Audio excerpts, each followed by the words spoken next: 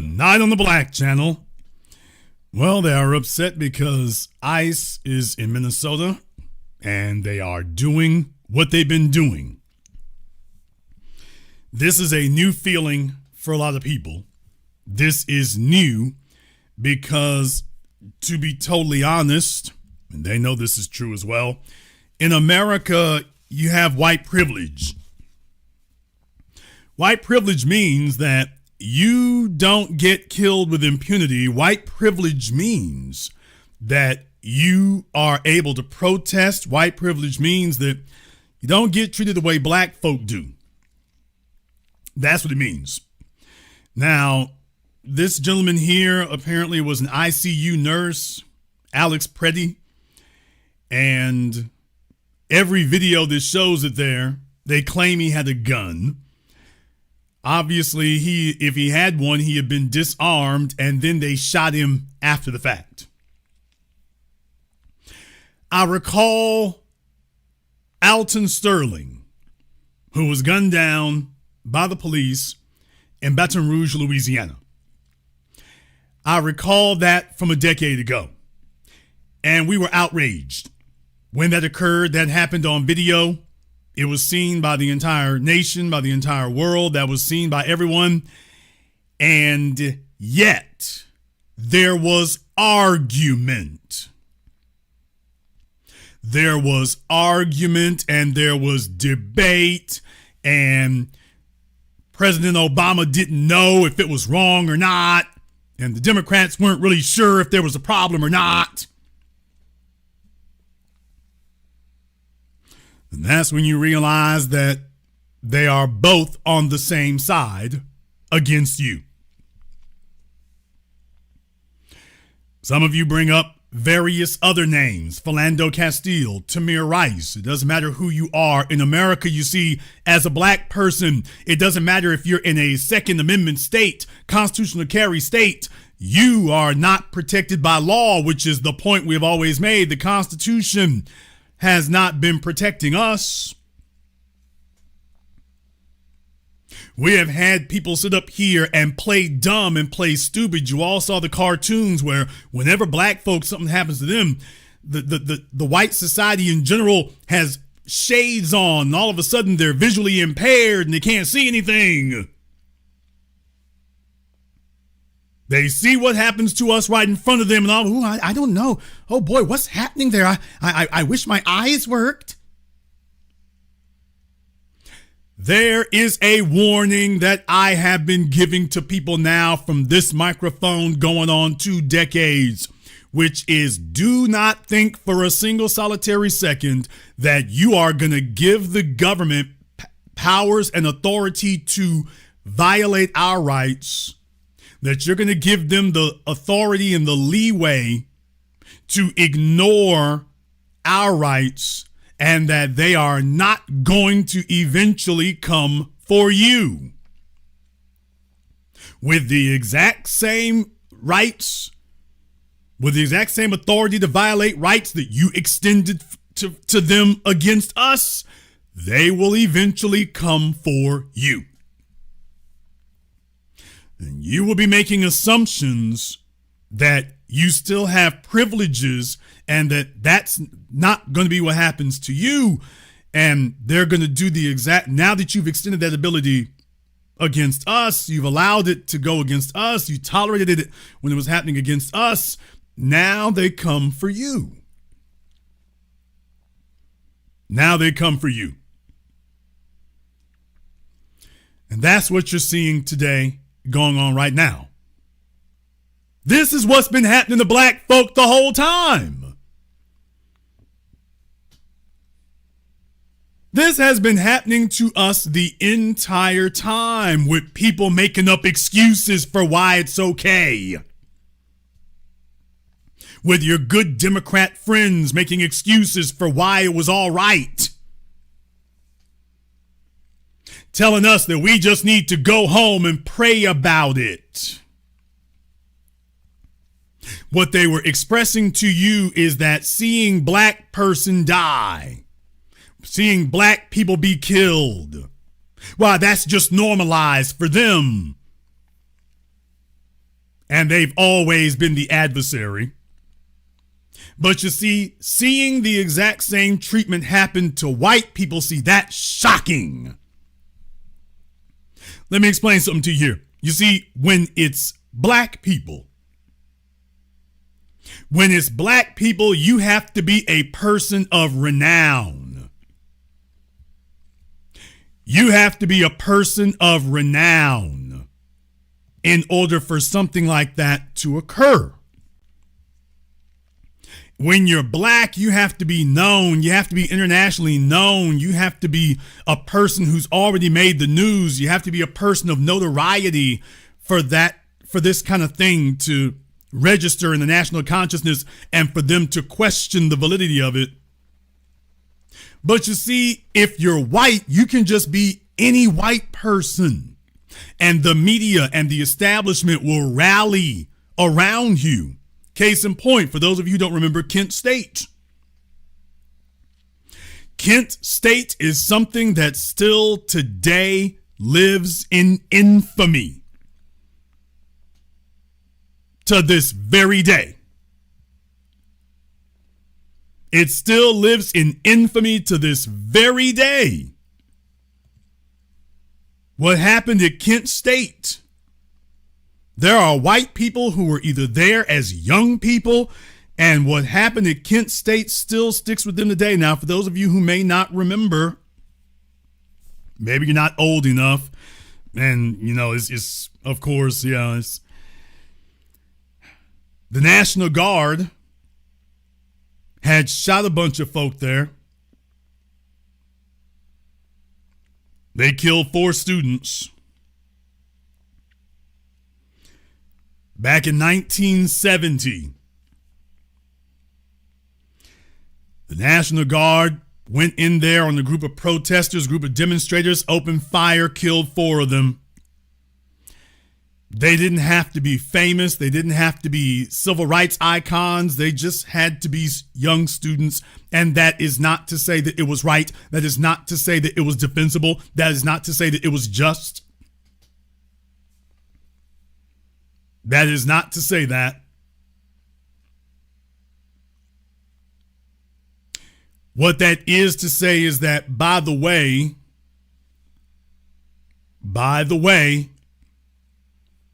they've been doing that to black folk way before they got to Kent State. So you see, allowing these people, not making defending us a priority, is what laid the pathway to Kent State.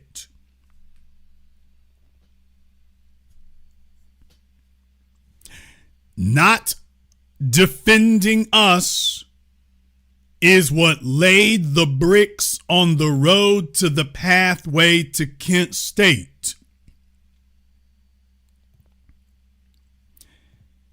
That's what did that. I want to make a point here tonight.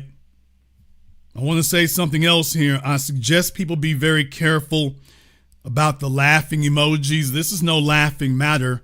I don't take any joy in this. There's nothing funny here. And if you think there's something humorous, you got some problems you need to deal with. You're probably not on the same page with us. The Myron Gaines segment of society, you're not really on the same page with us. That's not what we're here for.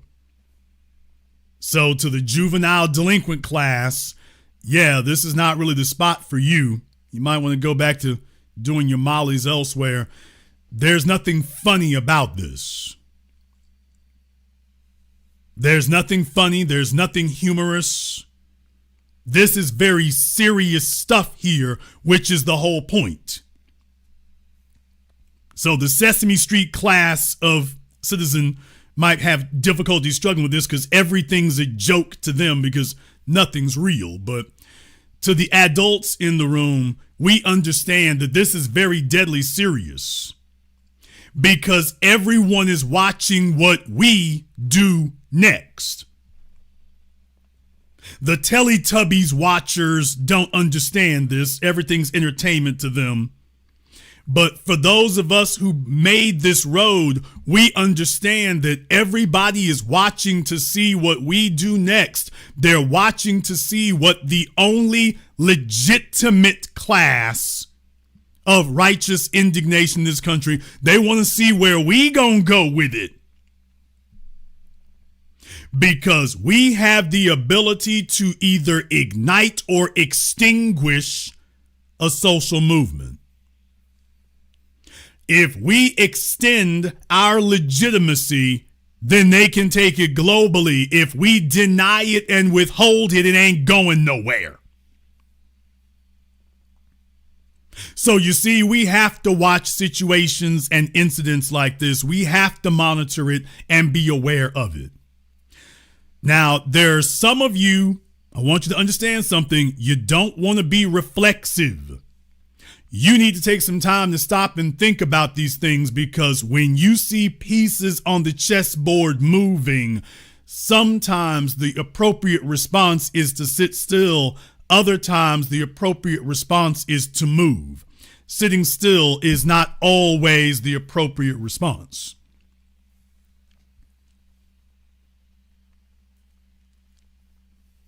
That's the case. And right now, that's why I'm monitoring what's going on here. In the case of Rich Porter, there were folks who were saying that, in the case of Mr. Porter, there were people who were saying that he had a gun and that he was shooting it that night. See, there's a reason for that. There's a reason for that. The reason for that is because, understand, when you start seeing them rationalizing those things,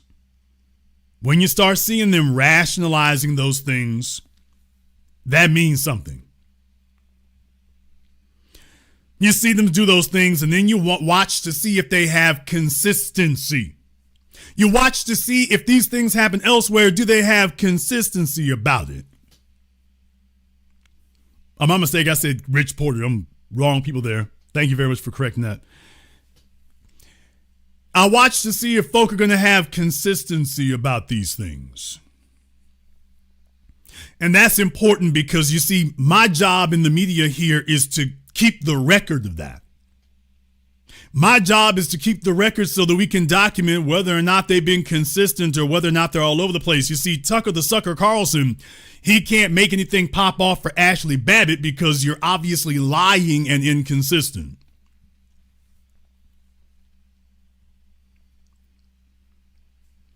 You cannot be against black people taken to the streets and then say that Ashley Babbitt has a right to storm the Capitol and bust in windows and fight the police. You can't say that. If you're going to defend her, then why were you not already defending us in the streets behind George Floyd? Why is it you weren't doing that? So you see, you have now become the liar and the villain in the story here because of your inconsistency. We have to keep track of these things. And in this situation here, there's a reason why TMZ has the title and the headline that you all see here that says, this guy was a citizen. He wasn't some illegal. The Trump administration is all over the place trying to figure out, how do you justify this? Well, you can't claim he was an illegal. You can't claim that he was not a citizen. You can't claim that he wasn't legitimate. You can't say any of those things. But you have folks out there who are going to stand by it regardless. And you see, it's at this moment right here. It's at this moment here when you see people who are blatantly defending this and pretending that something happened on video that did not occur. Well, then you realize they're not defending what's on the video. They're defending the regime.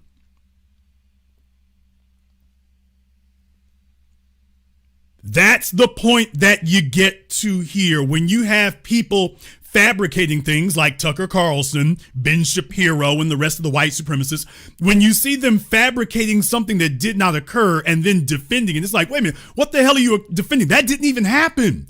Well, then what are they really defending? Because they can't be defending the event because those events didn't occur. So what are they actually defending? Oh, they're defending the regime. They're not defending the validity of the events. They're defending the validity of violating your rights. That's what they're defending. Whatever lie they tell to justify it, the bottom line is we have the right to do whatever. And we say this was the version of the events. And the bottom line is no matter what you say, we have the right to murder and kill with impunity. That's the point. That's the point. In the chat room, Maxwell Brisk, we're going to get you up here on Zoom. I'm so glad that we have so many smart people around here. So, Maxwell, we're going to get you up on Zoom here. So glad that you've weighed in on that. Since we have some folks here who think they're going to explain to us exactly what we should or should not be doing, I'm glad to hear that. So we're going to get Maxwell up here. So here's your link to the Zoom, Maxie. Glad you volunteered that. You have 2 minutes to be on Zoom. And we're going to go ahead and get you to explain to the rest of us what we don't understand. You see, you got to understand, folks, that there are some people, they just speak to be heard. Situations like this happen, and then folks just jump up and just start saying things. You cannot have an organized, effective response when you got folks jumping up, channeling their inner 4-year-old. Watch me, watch me. And they're not very intelligent or very strategic about things, so they just kind of say stuff. So Maxwell's got 2 minutes to be on Zoom or not. We'll take care of, don't worry, we'll decide what happens with you either which way. Folks, you need to understand here, the dominant society is very, very agitated right now. The dominant society is very agitated because this is a flashpoint, but here is the issue. The issue is it's a stalemate. That's the problem. The issue is that they are at a stalemate. The problem is that the percentage of the white population that is in favor of the regime is equal to the percentage of white population that is against the regime. So we are the swing vote. That's the difference. The two white factions are of equal size and equal intensity and equal influence. So you see, neither one of them has really enough power to overcome the other. So they need a third faction to break the stalemate. That's where we come in. That's where we come in. Let me be very, very clear about something here to everybody here, to some of the folks who may be new to strategic thinking. We did not say we're sitting on the couch because we are uninvolved spectators. We said we were falling back because that is the action we were taking. That was not a product of apathy. We were not being apathetic, and we are not apathetic now. And that also doesn't mean that we are not observant. We're not here to be spectators, but we're also here to be observant. We're monitoring all the events, and we will continue to monitor all the events. We are watching all of the events as they unfold, people. We're not sitting here just letting stuff happen and, oh, well, minding our business does not mean that we are uninformed or ignorant. We're watching everything to see where things are moving. We're watching everything to see where things are moving, to see who's doing what. Is anybody getting an upper hand? That's what we're doing. But we're not sitting on the couch taking a nap. We're saying we're ready to move. We are ready to move and we are ready to put in action, but it's going to be on our terms. And so right now, when you see that everybody's getting agitated, everybody's trying to test to see how far they can push things, that's what you're looking for. That's what you're looking for. Now, let me say one more thing here, folks. Once again, to some of the folks who may not be quick enough to catch on to this, I got to say here, folks, about the it's not our fight thing. It ain't our, I mean, there's just some folks, I don't know, I guess they just feel in the internet age, they got to type something or say something. It's okay. You don't get it. You really don't get it. You don't see any of us out there, and nobody's calling for us to be out there. Not on my side of the fence. Nobody's doing that. So for the ones who just, I feel like they just got to say something. It's not our fight. It ain't our fight. Okay, nobody said it is our fight. So I guess some folks just feel they got a phone. Let me type something. Maybe it's because it's cold outside. I don't know.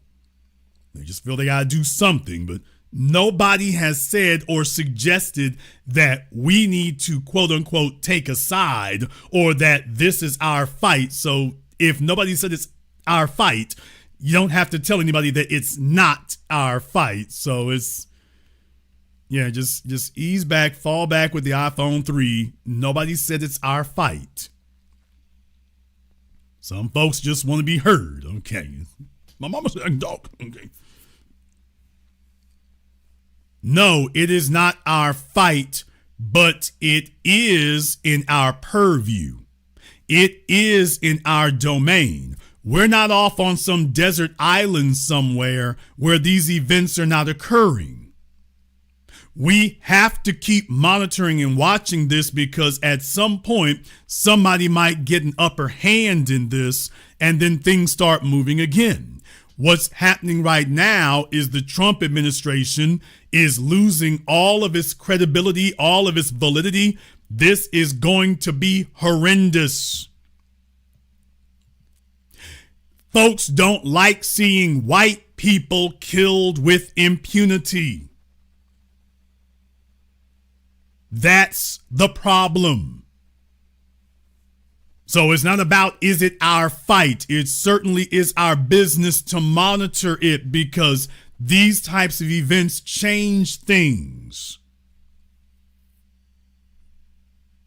You've gotten used to black folk getting killed with impunity, but the dominant society is not accustomed to that. So when they see white people gunned down with impunity, they're going to have a different response. This sets off conversations among white people. The reason why white supremacy has been able to continue unabated is because we have not been able to get white folk to take other white folk to task at the dinner table, at the job, in places where we aren't. The only time the conversation about white supremacy gets initiated is when we're there.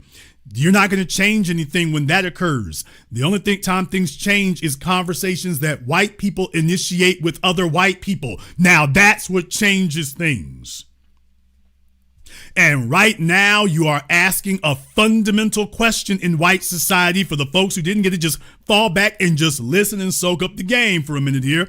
There's a fundamental argument that's happening in white society right now. And the question is, are we now going to begin sanctioning the killing of other white people with impunity? Now, that's the argument and the question that is currently confronting them. We sat back and acted like we couldn't see or hear anything when you were murdering black people with impunity. Now that the disease has metastasized and spread, are we now moving on to allowing white people to be killed with impunity? Does the government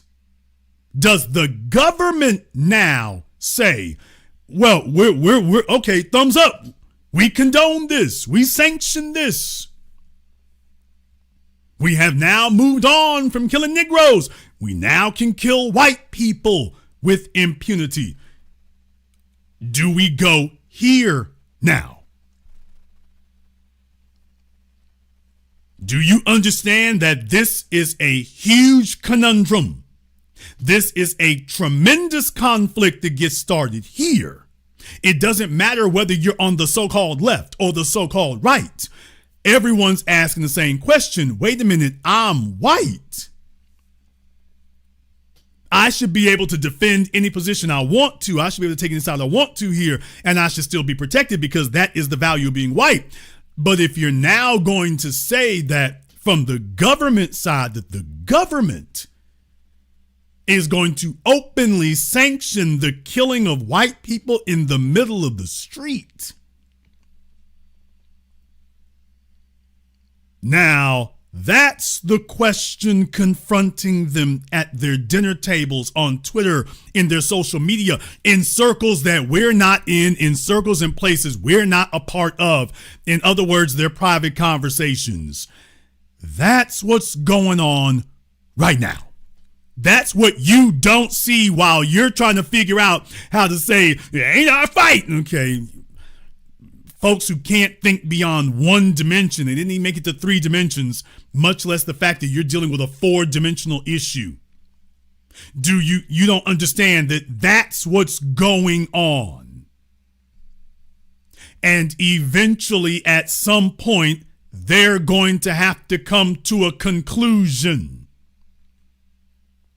And right now, it is not at all clear. It's not at all certain that the answer is going to be no, you can't kill white people with impunity.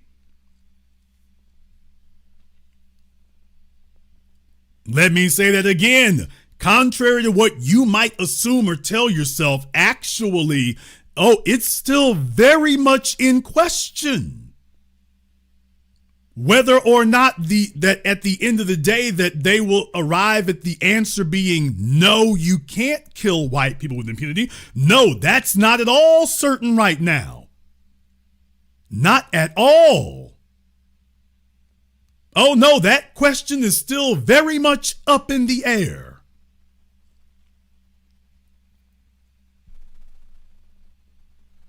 And there's some folks who are just now figuring this out. That everything we were saying before, they were like, y'all niggas shut up. You're just complaining because you're the ones catching the heat for it there. It's not our fault that you lost the genetic lottery and you weren't born the right color. So suck it up and live with it.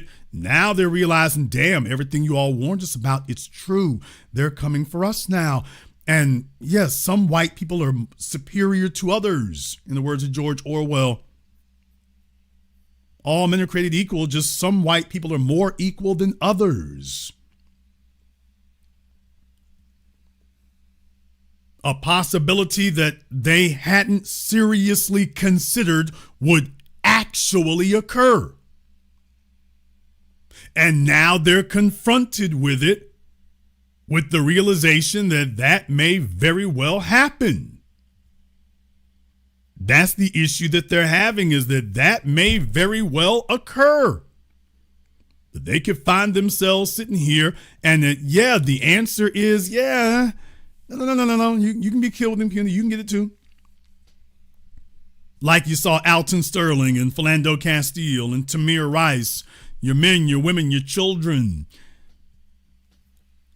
Yeah, now you can get it too.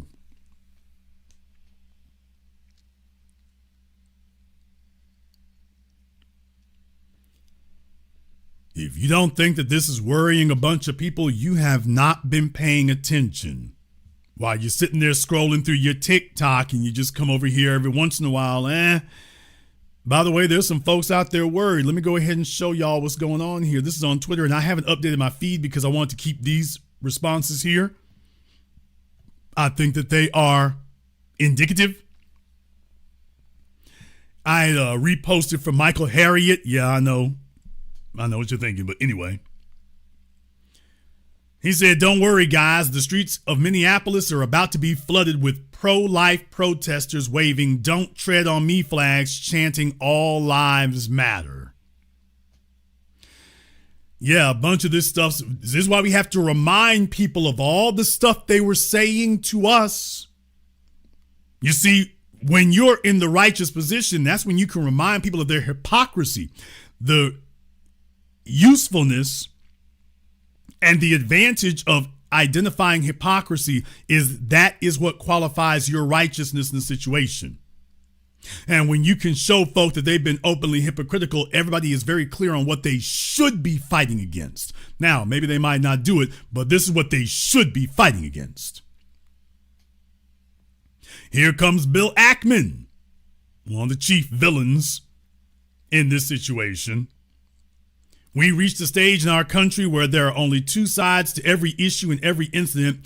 Each side lives in protected echo chambers, which are provided with a curated set of facts and or video footage from certain camera angles that are consistent with the pre-existing views and conclusions of that side. Rushing to judgment helps no one and harms us all. It also greatly elevates the temperature, which keeps potential targets of law enforcement and those who enforce our laws on edge, massively increasing the risk to all. We need to take a deep breath and reserve judgment before this gets even more out of control." This is Bill Ackman, a white man who lives a very privileged life, a white man of tremendous wealth who lives a very privileged life. And he can go around and get presidents of Harvard removed with his wealth. And he's letting you know that he is worried that you're creating a very radical society where the rank and file citizen gets caught up in it. That's bad for business. That would be bad for business and bad for his bottom line. So even he is acknowledging, hey, things is getting kind of tight right now. Everybody need to calm down, Bill. You were the one who was okay raising the temperature before. You were perfectly fine calling out people and trying to get them fired and raising the temperature when it was to your advantage. Now that you realize you started fires you can't stamp out, now you think you are the voice that will calm others down? Boy, the arrogance. Too late for that, Jack. Like all these other things, the time for you to take this particular tone was years ago. Too late for that, Jack.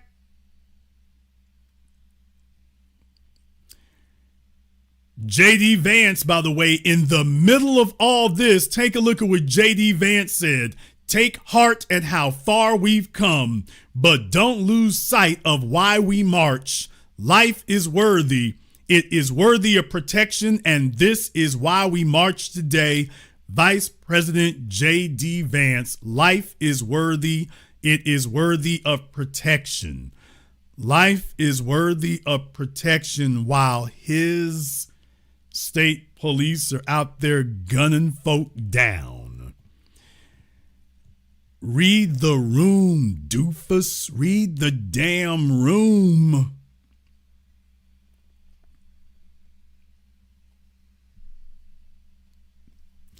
Some of you wonder if these folks are crazy. Some of them are. They're just off in their own little universes. This is J.D. Vance showing why he's not going to get elected president, basically.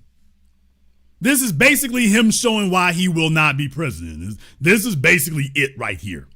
However, I wanted to show this because, by the way, this video here, I just couldn't help but notice this all makes, I'm playing it without the sound on because I want y'all to look at this. This makes JD look rather presidential, doesn't it? What?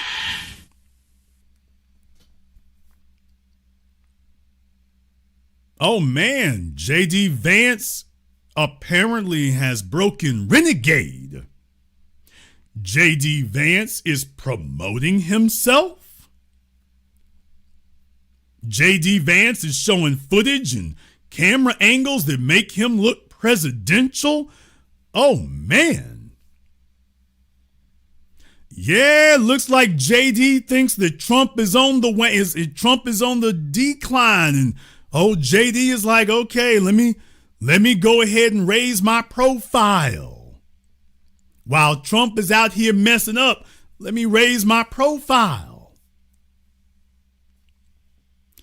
Now, if you think Trump is gonna let him get away with this, the White House, Vice President J.D. Vance. Okay, I stand by every word I've told you all. If you think Trump is going to let him get away with this, we all know that. You're trying to outshine the master. Okay. We'll see how this works out for you. Of course, the White House is saying that there was a gun involved in this shooting, and of course, that's fine. So this is what the White House is putting out now. This is what they're doing. Pete Hegseth, of course, in between being drunk. For another miscreant who he doesn't have a political future, so he's just going to say anything. Never mind the fact he has no political future whatsoever. Don't worry about it. This is the guy they killed. This is the guy that they killed here. Alex Pretty. So he was a VA. He worked for the VA. He was an ICU nurse. Not a good look. You see, with other folk, they're not going to go looking at his parents and digging up stuff like that. They're actually just going to deal with him on the face of things here. So, no, they're not going to do the usual stuff they would be doing. When they killed Renee Good, they didn't sit up there and go looking at her parents. I mean, Trump did, talking about her dad was a Trump supporter. Maybe. Okay. Y'all notice it's not the same thing you hear with other things. They're not going and taking a look at his parents and saying, his mama had a parking ticket when she was 20 years old. His mama had an overdue library book when she was 23 years old. So we've investigated the family here. His daddy got arrested for shoplifting a Snicker bar back in 85. So it's, that there is not going to occur. Now, in the chat room, some of you are saying, well, he looks like a foreigner. What you're trying to say is you're not sure whether or not he's Anglo. That's what you're trying to say. You're trying to say that. And I get that. Don't get me wrong. I get that. I understand. I need you to understand that it's a new day. So I need you to understand that part right there, that it's a new day. So if you're not updating your files, everything from voting for the couch to it's not our fight, if you're not updating the context in which you're saying things and understanding that the targets are moving, if you're not doing that, it doesn't work. What am I getting at here? Earlier yesterday, I posted this. Elon Musk is, of course, going full white supremacist, which is good. This is good while he's sitting up here tripping ketamine and whatever other drugs he's using. This is good because this will permanently seal his casket. But said here, he's talking about whites are a rapidly dying minority. Okay, white people are not having children. I put up a post where I said, if Elon would share some of that $1 trillion with the other white folk, maybe the other white folk could afford to have kids instead of Elon sitting up here racking up baby mamas. Maybe if he shared some of that $1 trillion with the white employees at Tesla, they'd be able to afford to have some more children too, because right now he's trying to repopulate the white race all by himself. While talking about they're a dying minority. They're a dying minority because you sucking up all the money. They can't afford to be fruitful and multiply. You got multiple baby mamas in multiple penthouses putting up all your hoes like they on the track. So, like I say, Elon is gaslighting folks as usual. And I said, for all the white supremacists, name for me all the white people that ICE is removing. I'll wait. Now, I asked this question for a specific reason. I retweeted Elon because y'all got to understand, all the white supremacists go around following Elon. So if you say something about him, here come the white supremacists. And there's a reason why I was showing that. There's a reason why one guy here tried it. This fella here tried it. He actually went for it. He said, here you go. All right. Well, this fella here, Mr. Rigoberto Chavez Mendoza, this guy right here, these are the white supremacists here. We found some. Okay, these are the whites. Pavel Zinchenko. This guy here is from the Ukraine. Okay, so what you're telling us is that Mexicans and Ukrainians are white people now, right? Okay. This fella here, Sebastian Perez from Venezuela. Okay, so these are white folk now, is what you're telling us. These are white people. Okay. So glad we got that taken care of. There was one other here. Where is he from? Ukraine. So 2 Ukrainians. Oh, so these are white people now. Oh, okay. So these are white people. Okay. Sir, the very, very vast majority of illegals are white. LOL. You're walking into a steakhouse and trying to pick a fight with a vegan, you retard. Okay. Do some research. Okay. Not for the reasons you all would think. Not for the reasons you all would think. This guy here, like, Brian and Ed aren't white. They're Jews. All right. So they were very, very triggered, but I want you all to understand this is documentation. So you have to be able to monitor the events and monitor the stuff moving on the chessboard, the pieces on the chessboard while they're moving. Well, isn't that interesting? This isn't a minor thing. Oh, so that issue is settled. These are white people. White people from Mexico, white people from Venezuela, white people from the Ukraine. Next up, white people from the Middle East. What? Yeah. Okay. So glad that you all weighed in on that, which is why I'm doing a nice program to make sure we keep documentation of when you all started making that shift and making that turn. So glad you did that. So when you see Mr. Preddy here and you all talk about he looks foreign, I'm telling you it's time to update your files, people. Because what we said to everybody about what white is decades ago, and they were arguing with us then, they're not arguing anymore. So if you're still playing the what he looks like game, I'm just saying, hey, man, you missed the bus, dude. We've already evolved past that. If you're still on the, well, he looks like this, it looks like that. I'm like, okay, dude, hey, you didn't get the memo. Obviously you didn't get the memo. It's time to update them files.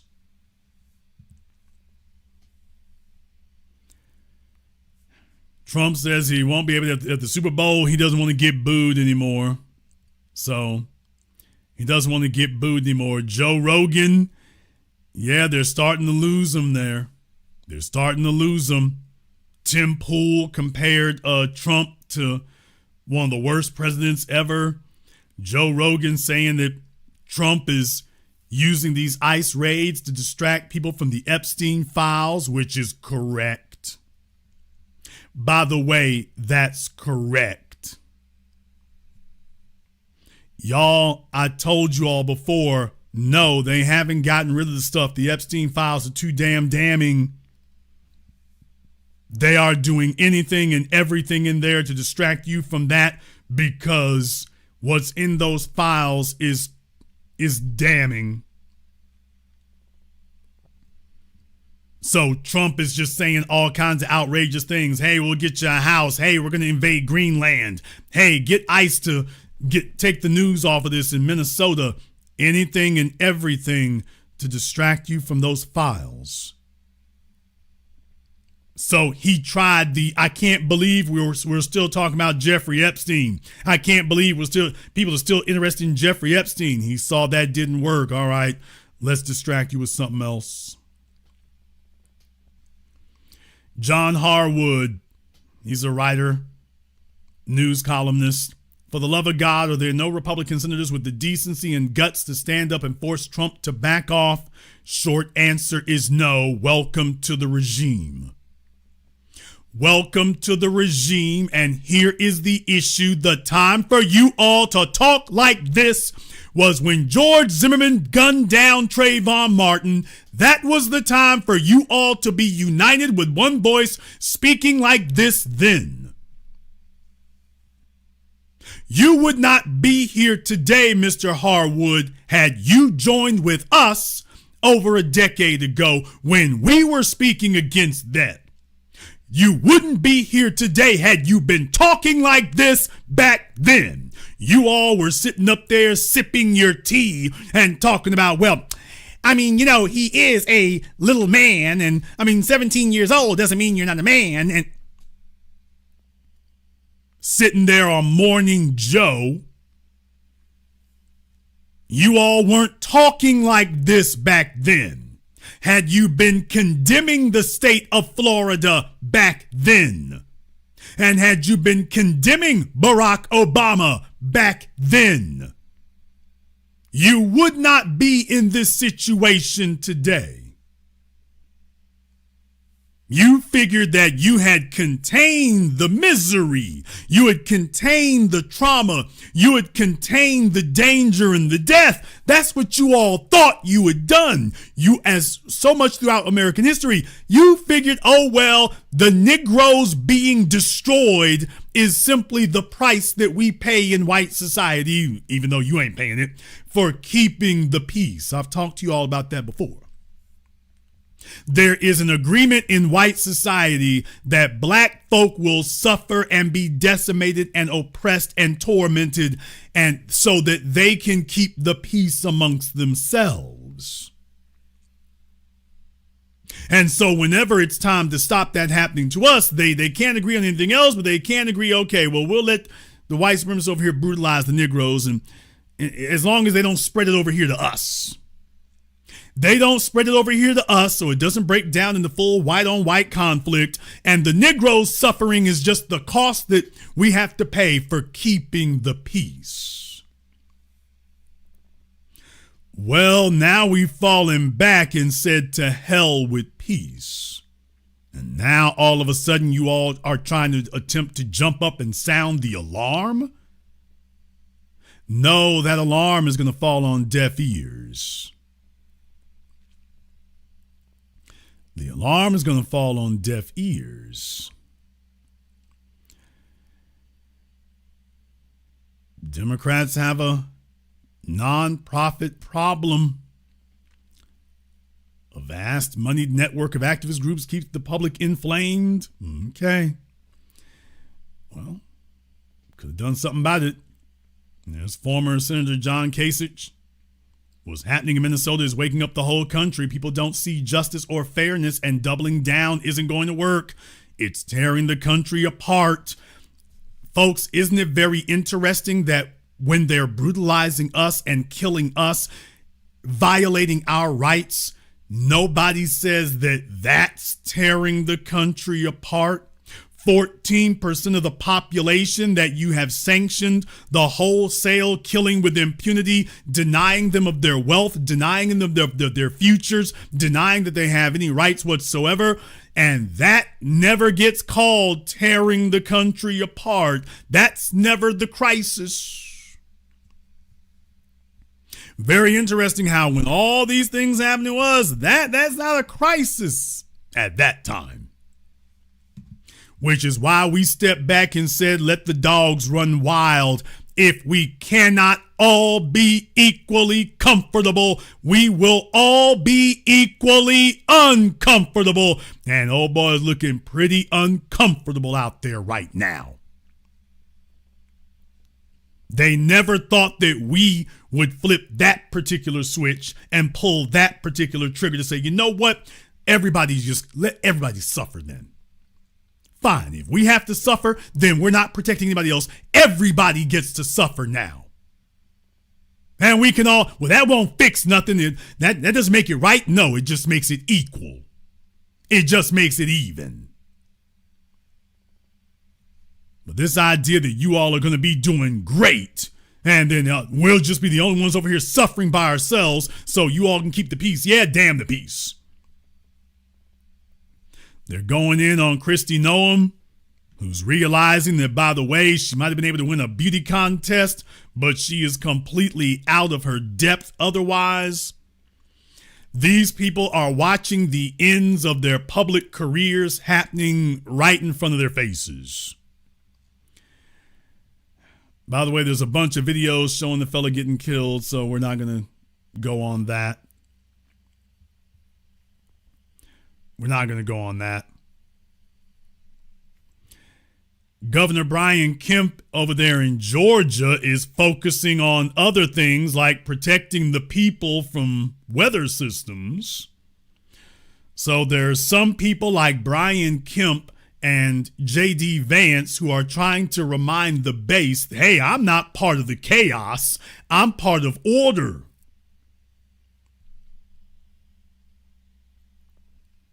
So there's some folks who are like, yeah, Trump is going down in flames. Let me remind people that I'm not a part of chaos and dysfunction. I'm actually a part of order. So, yeah, there's that. By the way, yeah, just for all the folks who support Myron, for all the folks who did that, yeah, there's a lot of white folk who are upset at Myron now. Now, they weren't upset 3 years ago, 4 years ago. It was okay then. So him and Candace Owens, I'm like, oh no, give them both megaphones. All these people that you all empowered because you were sitting up there in the background giggling because, yeah, these Negroes who hate other Negroes, yeah, just empower them, boost them in the algorithm. You know what? Let him stay up in the algorithm then. Let him stay up in the algorithm now. You all have created these various species of monsters, and now you're gonna have to just sit with them. You have empowered every one of these demons and every one of these monsters. We're not coming to your rescue. No, you just get to sit with them now. You boosted them in the algorithms. You gave them a bunch of money. You made them internationally famous. And now the monsters you've created, now they've turned their fangs on you.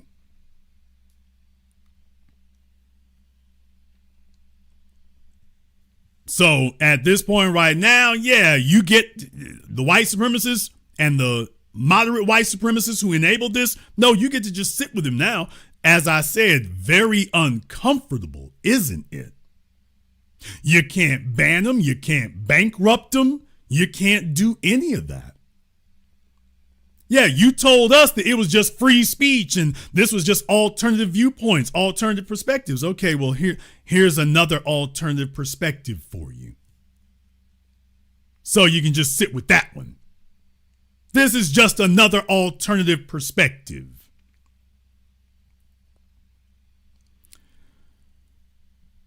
The FBI agent who initially investigated the fatal shooting of Renee Good in Minneapolis has resigned, two sources say. Okay. Fox News, they're trying their best to defend it. They're trying their best. It's okay. Reminder that Kyle Rittenhouse showed up to a protest like this and Republicans called him a hero. Yeah, Kyle Rittenhouse showed up to a protest like this, and Republicans called him a hero. This is why we have to remind folks, yes, this is a very inconvenient truth to remind people about.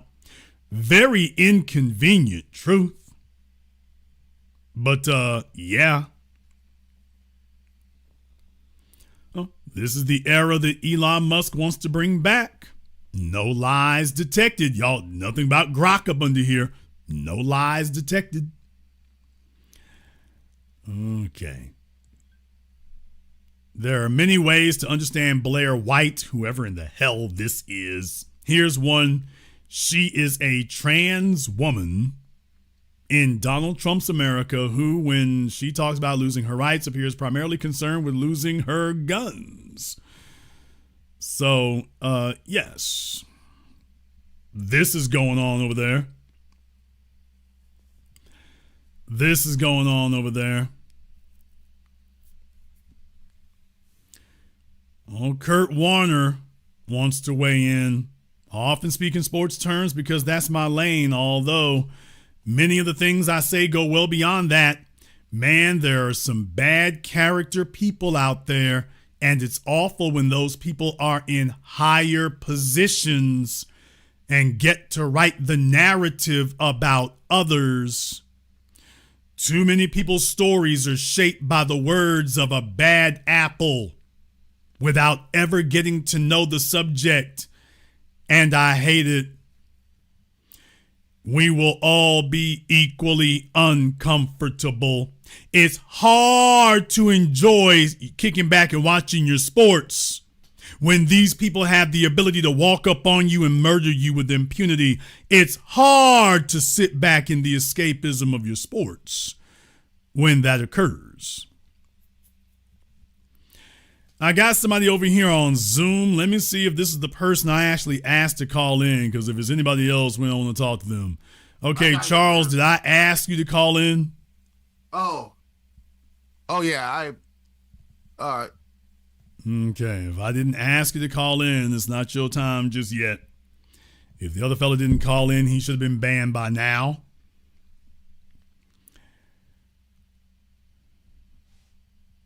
As if this was ever going to be a thing. The problem with the right wingers is they're so desperate for a win, they just jump at anything. Here's the problem, folks. When you take a shot at people, you got to take them down. Every time that you threaten somebody, every time you say you're going to arrest somebody, or every time you do arrest them and then they walk right back out to jail, you're a joke. You make these people look like they've defeated you, because they did.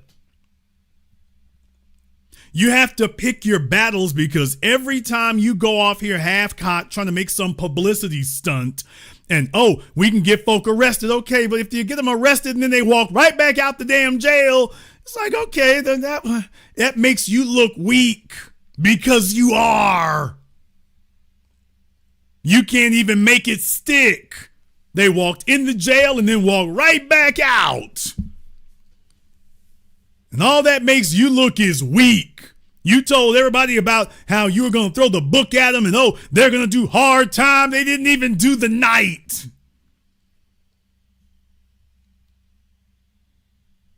That destroys your credibility.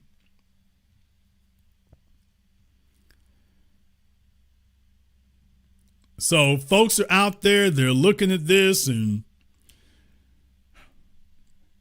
Matt McDermott says, in response to an innocent American being murdered at the hands of ICE, GOP pundits aren't demanding accountability. They're begging right-wing influencers to churn out more propaganda to defend state violence. Genuinely no words for how depraved this is. Ali Stuckey, whoever in the hell this is, Dems are winning the media war in Minneapolis. The Democrats are winning the media war in Minneapolis. Republicans have played decent defense, but we need more stories and images showing the professionalism and compassion of ICE and Border Patrol, as well as stories, images of the victims of illegal alien violence. The reason you're losing is because they have soldiers like you, ma'am. Assuming you're a ma'am. Do you all realize how outrageously stupid this is? Do you realize how outrageously dumb this is? This isn't tone deaf. This is just tone dumb. This is the best their Republican operatives could come up with. She was asked, what do you need to do to salvage the situation? And this is what she comes up with. She came up with this, and this was after thinking. She sat down and thought it over for a while. And this is what she came up with. We need the people to see ICE more.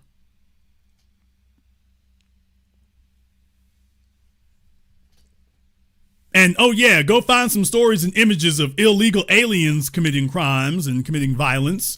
And it's like, okay, but the problem is they got ICE out here back to back in 4K from multiple camera angles.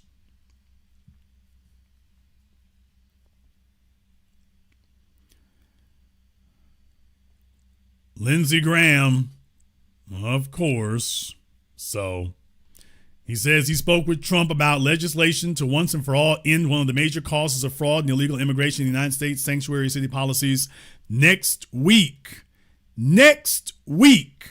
I will be introducing a bill that will accomplish that goal. Sanctuary city policies entice fraud, incentivize illegal immigration, so on and so forth. Folks, why didn't Lindsey Graham offer this up with the big, beautiful bill? Why is it that the stuff that could stop all this, they come up with it a year later? It sounds like that wasn't actually the goal. This is another publicity stunt because the border is something that both Democrats and Republicans both use as a political football to promote their agendas.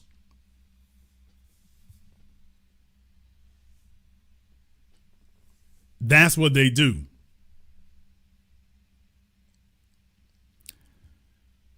Glenn Greenwald said, why do people who want to defund ICE killings of Americans keep lying like this? He pulled a gun on cops. We've seen numerous videos of what happened. Does anyone think this happened?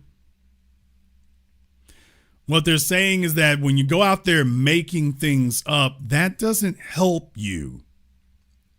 Folks have too much access to too much information, so these lies might make you feel good while you're sitting around with your other friends at the KKK cookout, but it doesn't help anything else. It doesn't help anything else, so this is what they resort to is juvenile delinquent tactics. That's how pathetic it is.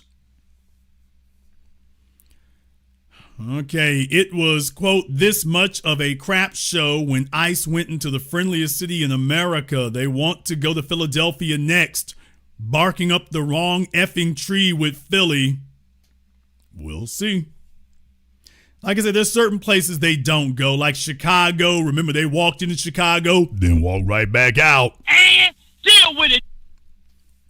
Y'all remember that? Yeah, ICE, they walked into Chicago and then walked right back out. Yeah, they sitting in Minneapolis because that's Minneapolis. They tried it in Chicago. The invasion comes to Chicago. Like a week later, all right, we gone. Yeah, let's go ahead and let's pull up stakes. This is not Minneapolis. They're on Kristi Noem's bumper there. Hakeem Jeffries. Hakeem Jeffries. Yeah. Mehdi Hassan is weighed in, so that's always good to read.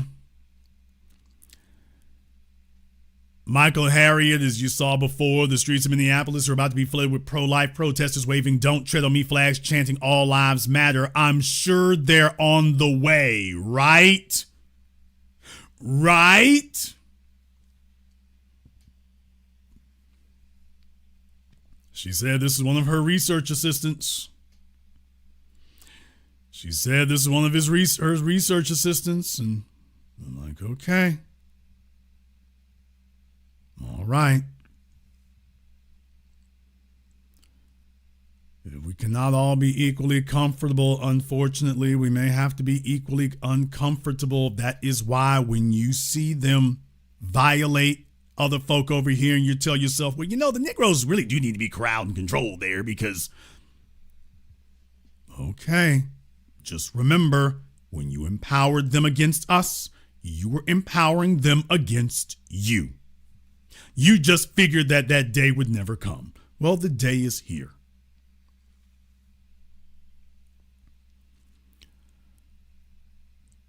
There were some other folk out here. Here's Kamala Harris. Kamala Harris weighing in. There's Kamala Harris weighing in, so make of that what you will.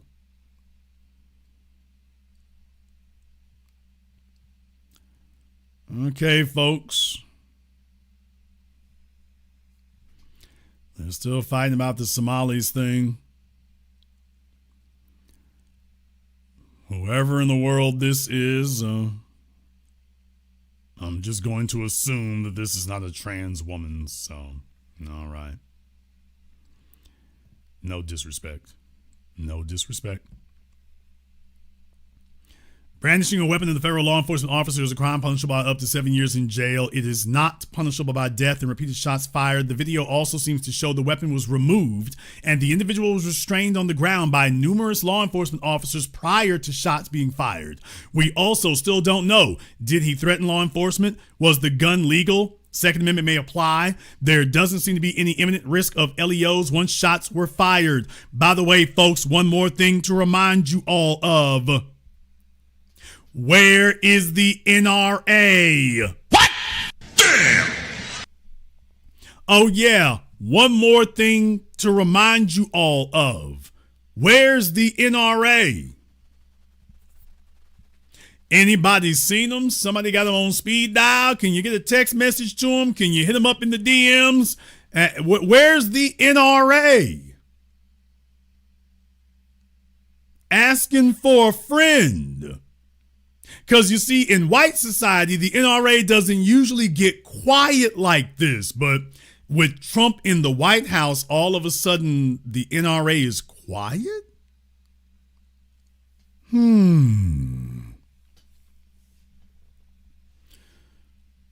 Interesting. Ron DeSantis, once again, another jackass who just can't read the room. Can't read the room. You're losing the media war, and he doubles down with the team that's losing it. So, yeah.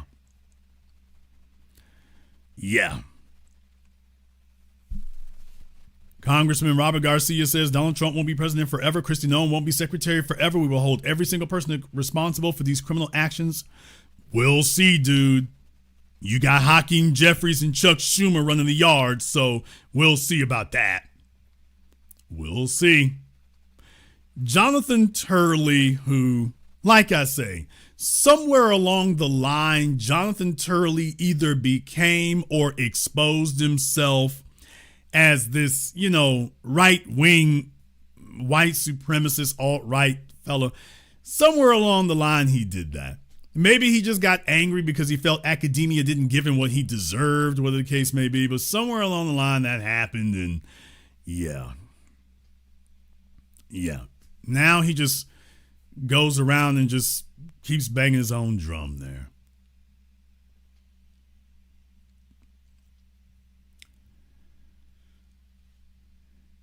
Glenn Greenwald again, even if you want to justify this ICE killing of an American, it's a blatant lie to claim that, quote, a would-be assassin tried to murder federal law enforcement. That didn't happen. Also, automatically labeling Americans killed by ICE as terrorists is the Israelization of the U.S. What? Damn! Okay. Yeah.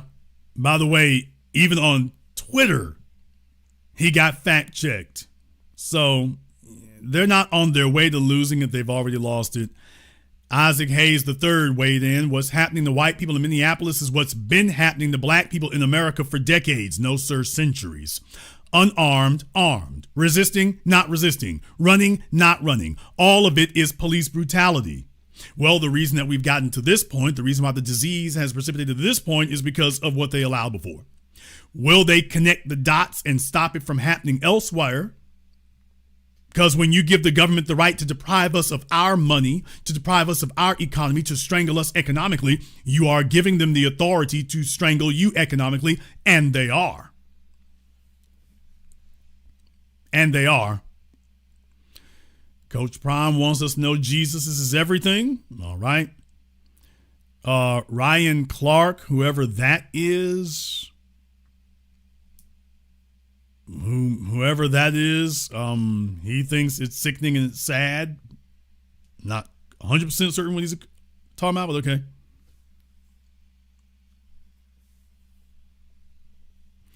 Oh, look, folks, Dave Smith. Dave Smith. Oh, boy, if you've lost Dave Smith, you've lost. Dave Smith, I'm an immigration restrictionist.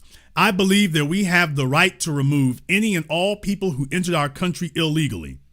Also, ICE is out of effing control. A bunch of bleeps drunk on power going around intentionally escalating violent interactions and intimidating U.S. citizens. They create these tragic situations, and after this gigantic show of force, they won't deport a fraction of the illegals who entered under Biden. This is simply not worth it. Once again, they elevated Dave Smith. Okay, well, Dave wants to let you know, yeah, he ain't with it. Matt McDermott is back again. Republicans want you to simultaneously believe the guy on the left is a hero and the guy on the right is a terrorist. You're losing the war. If you're on Trump's side right now, you're losing the media war. You really are. Robert Griffin III. Okay, dude. Brianna Joy. I want to read this to you all also. She was responding to this tweet here that said, remember when Black Lives Matter activists said what they were trying to fix affects everyone? Just black people first? Remember when black scholars said anti-black policies eventually always end up hurting others? Remember when black journalists said it wasn't economic angst? And she responds, what's crazy is that I see some leftists right now twisting themselves in knots to explain why defund ICE is good, but defund the police is still bad. That kind of moral and political cowardice enabled everything that's happening right now. She's not totally wrong there. Not totally wrong. So Brianna Joy Gray is out there somewhere. All right. Libertarian parties shall not be infringed. All right. Shall not be infringed. The Second Amendment got infringed the hell on today. Magoo PhD, Republicans just lost the midterms. For those of you who want to know why we have to monitor these things, these are the conversations going on in white society among white people without us being involved. This is what the conversations are going down like without us being involved. They are not okay with seeing a white person gunned down. They're not all right with it, and they're not willing to sign on to you can now gun down white people with impunity. It doesn't matter what Trump is saying. Just like Biden lost their support, now Trump is going to lose it again. Rick Scott here is not reading the room, but all right. They're talking about Kristi Noem again. There's Pete Buttigieg. There's David Axelrod. So white society's having a conversation. Matt Walsh is upset because black folk are not suffering. So, all right. Stephen King. ICE is the American Gestapo. Okay. Then there's Congressman Randy Fine. He's one of these Israel first people, and he's really a homicidal lunatic. He just he gets up in the morning and he just loves death and destruction. It's like if Cobra Commander was a congressman. It's like that. It's like if Sauron from Lord of the Rings was a congressman, just he doesn't have any mystical magical powers, That's what Randy Fine is like. If Sauron from Lord of the Rings didn't have any magical powers, but he was just as evil and bloodthirsty, he would be Congressman Randy Fine, basically. That's basically who Sauron would be. He doesn't have anything cool like the Ring of Doom. He doesn't have the Ring of Doom. He doesn't have that staff he had. He doesn't have any of that. None of the cool factor. All the evil, none of the cool factor. So you get some squeaky-voiced, whiny-voiced Sauron. That's right, Ice needs to go ahead and kill them all. It's like, wow. It's like you're Sauron with none of the swag. Just none. Like, we're all over here doing the dad with Bilbo Baggins. Nobody wants to be over there with Randy. He's just whack. There's no one over there. Just every morning he gets up and he's just mumbling in his sleep. Death, destruction. Then he goes and grabs a microphone. Hey, how many folk have died today? So, all right. Folks, listen to me. When you go around and you make it your stock and trade that you take the most extreme position for everything. You can't do this and maintain your credibility. Y'all see over here, Tim Pool compares Trump to President James Buchanan. Folks they don't see order and they don't see competence. That's why this is a bad thing. They don't see order and they don't see competence. Okay. Governor Hochul says Secretary Noem offered assistance to New York ahead of the impending snowstorm. I shared that the fastest way to help is for ICE to back off so people feel safe accessing warming centers, shelters, hospitals, and houses of worship. So there she goes. Oh boy, Matthew Cherry. Who is Matthew Cherry? Writer, director, NFL alum, Oscar winner, girl dad. Okay. And he has some choice words for everybody who voted for Trump. And so does Geraldo. ICE isn't doing anybody any good in Minneapolis. People are getting killed, kids separated from their parents, and the town terrorized. Makes no sense. Geraldo, you were supporting Trump up one side and down the other, so you just sit back, shut up, and feel the breeze. Geraldo was card carrying, placard swinging, pom-poms jerking, supporting Trump all this way. So Geraldo, no. All you can do now is hope ICE don't roll up on you because they're going to say, what's your last name? Rivera, get your ass in this car. Hey, I got my license. Like they told that brother when they was sitting up here, F your breath, and I can't breathe, F your breath. And I got my license, I got my proof of citizenship, F your proof of citizenship. Get your ass in this van. We're shipping you back to Mexico by way of Venezuela after you do some time in El Salvador. That's how they deporting folk today. It's like, I know you from Mexico, but we're going to drop you off in El Salvador first.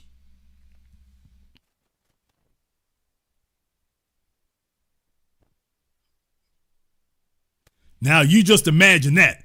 If the Greyhound bus, you get a Greyhound bus, okay, I'm going to be going from Atlanta to Chicago. Okay, we taking you to Chicago right after we drop you off in New Mexico.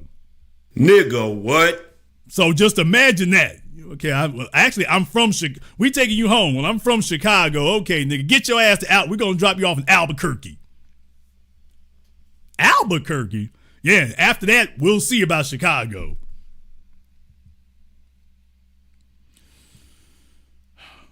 Alexandria Ocasio-Cortez is saying defund ICE. Andrew Yang is taking a minute off from a right-wing turn to say, okay, okay. This is what people, the lesson here is that when you feed a vicious animal somebody else's foot, because you figure, well, it ain't my foot, so let me just feed it to him. You're teaching this animal to have a taste rather than telling him, look, you don't get to eat any people. Now you fed him and now you've given him a taste for flesh. And then when you run out of niggas to feed him, so you figure he's just going to be like, oh, I'm going to go be a vegetarian. He's like, oh, hell no. He's like, I like eating flesh now, and the rest of y'all is looking tasty. So let me get a big ass chomp out of you. I'm not going vegetarian. No, I'm not going vegetarian. We stay in straight carnivore diet. Now get your ass over here so I can munch on you. Y'all know like that video of the bear at the zoo? That white woman sitting up there messing with the bear. She's playing with it and whatnot, and the bear was being nice at first, and she's like, oh, baby, that's not glass. These are bars. That bear grabbed around that bar and got her leg, and he's like, all right, got you now. Okay, let me see if I can squeeze your ass through these bars right quick. Her friends, they all coming over and hitting the bear. They ain't working.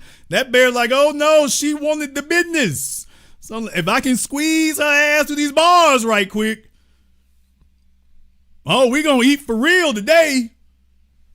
Yeah, the folks saw him at the zoo. And okay, they feed him bushes and leaves and things. So he's vegetarian. He's like, oh no, I'm breaking that vegetarian diet. I'm breaking that one today. This heifer right here, okay, she smells like ham. Let me see if I can do that. Latinos for Trump and Black MAGA get really quiet during times like this. Okay, but the left-wingers can't really talk either, so all right. Charles Barkley. I want y'all to hear this. Going back to, I think her name is Renee Good, and today, man, it's just sad, man. It's scary. It's sad. It's and I don't know how. It's gonna end bad. It's already ended badly twice, and somebody's got to step up and be adults because, man, 2 people have died for no reason, and it's just sad. So again, they died for perfectly good reasons. Second game of our triple header. Okay, they died for good reasons there, Charles, because that's the guy you were supporting, remember? Yeah, y'all, these folks like to sit up here and play with these animals and play with these monsters and play with these right-wingers. They love doing that, and then when things go bad, all of a sudden, oh man, I'm gonna lose my popularity. See, remember Ryan Garcia, everyone? See, there's a reason why you have me for the new black media here. Remember when I played Ryan Garcia? Remember that? Ryan Garcia thought that was all funny. Ryan Garcia thought it was okay right up until Trump backed up the moving vans to the barrio. Then Ryan Garcia all of a sudden wants to speak against Trump. It's too late now. Too late now. You own the record. It's too late. You are on the record already, and you get to go down with the baby in the bathwater, Charles. You are on the record, so in for a penny, in for a pound. You contributed to this. You were at the vanguard of it. Now you want to wash your hands clean because your man don't give a damn how bad it looks, and everybody who supported him looks atrocious. Oh no, it's too late for that, dude. You've been sitting up here slick talking and cooning and buffooning for a while. Oh no, you on the record. And ain't no turning it back. All of a sudden, all these folks who was talking all that big stuff, they figured they wasn't going to get this bad. He wasn't going to get this far out of control. Nope. Now they want to walk it backwards. And don't work that way. It don't work that way. Raphael Warnock, whatever. So Jake Sherman, Mehdi Hassan, you see those. Ro Khanna Ro Khanna, I don't know what he's charting out, but he's just doing his own thing. Ro Khanna don't care what the Democrats are doing. He's just like, look, I'm standing on business. Whatever it is, whether it's trans or whatever, just Ro Khanna like, I am not a member of Chuck Schumer's party. I'm a member of my own. So Chuck Schumer says ICE out of Minnesota now, and Ro Khanna's like, will you block the additional ICE funding for ICE in the Senate? We need leadership. So, okay. Yeah, they've dropped the polite tones to old Chuck. They just like, look here, we're going to send you our messages on Twitter. Damn, sending you an email or a text message. We're going to send you our messages on Twitter. We're going to just send that. So, yeah. Mary Trump. Governor Tim Walz has deployed the Minnesota National Guard to protect United States citizens from the federal government. This is Donald Trump's America. Signed, Mary L. Trump. So the family feud goes on. The whole country has the general strike. All right. Jamel Hill. Does he know we can see the video? All right. He's got some choice words for Hakeem Jeffries. So there's that. Cenk Uygur wants to weigh in as well, so you can pretty much figure what that is. This chick here wants to say it's about a black woman as president. Who was the black woman? Because all I saw was Kamala Harris. So not sure what black woman she's referring to. I only saw Kamala Harris. Oh, Israeli soldiers. Oh, okay. They're misbehaving over there in Israel now, aren't they? What'd they say? We ain't going to let it go. Just because Epstein's dead don't mean the party got to stop. So, yeah, y'all, they're over there in Israel saying just because Epstein is dead don't mean the party got to stop. So, all right. Well, there's that. Seth Moulton, you are cowards. You are all absolute, pathetic, untrained, unprofessional cowards. Todd Lyons and the rest of you not only need to be defunded, you need to be prosecuted. And my question here is, damn it, over a decade ago when the white supremacists Daniel Pentalio, Timothy Loman, Darren Wilson, now where was this then? That was my question when they were on a damn rampage. I just couldn't help but notice wasn't no Democrats acting like this. I mean, take a look at what they're saying. They wasn't saying none of this. We didn't get any of this level of support. We didn't get any. Nor have they ever offered to retroactively give it to us. We didn't get any of this. And I'm just asking myself, what's the difference? I can't quite put my finger on it. There must be some difference here, but I just can't quite figure out what it is. But yeah, I just couldn't help but notice that, yeah, we never got any of this level of support, any of this level of rhetoric.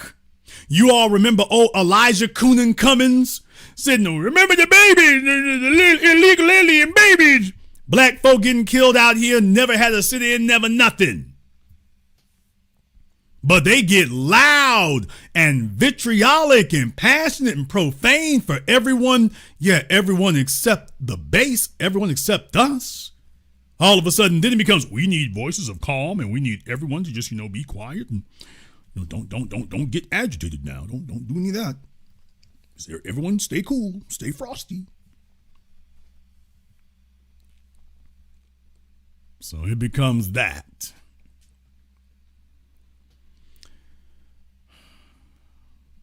I want to go down some more because I'm looking for Miss Simone. I'm looking for her.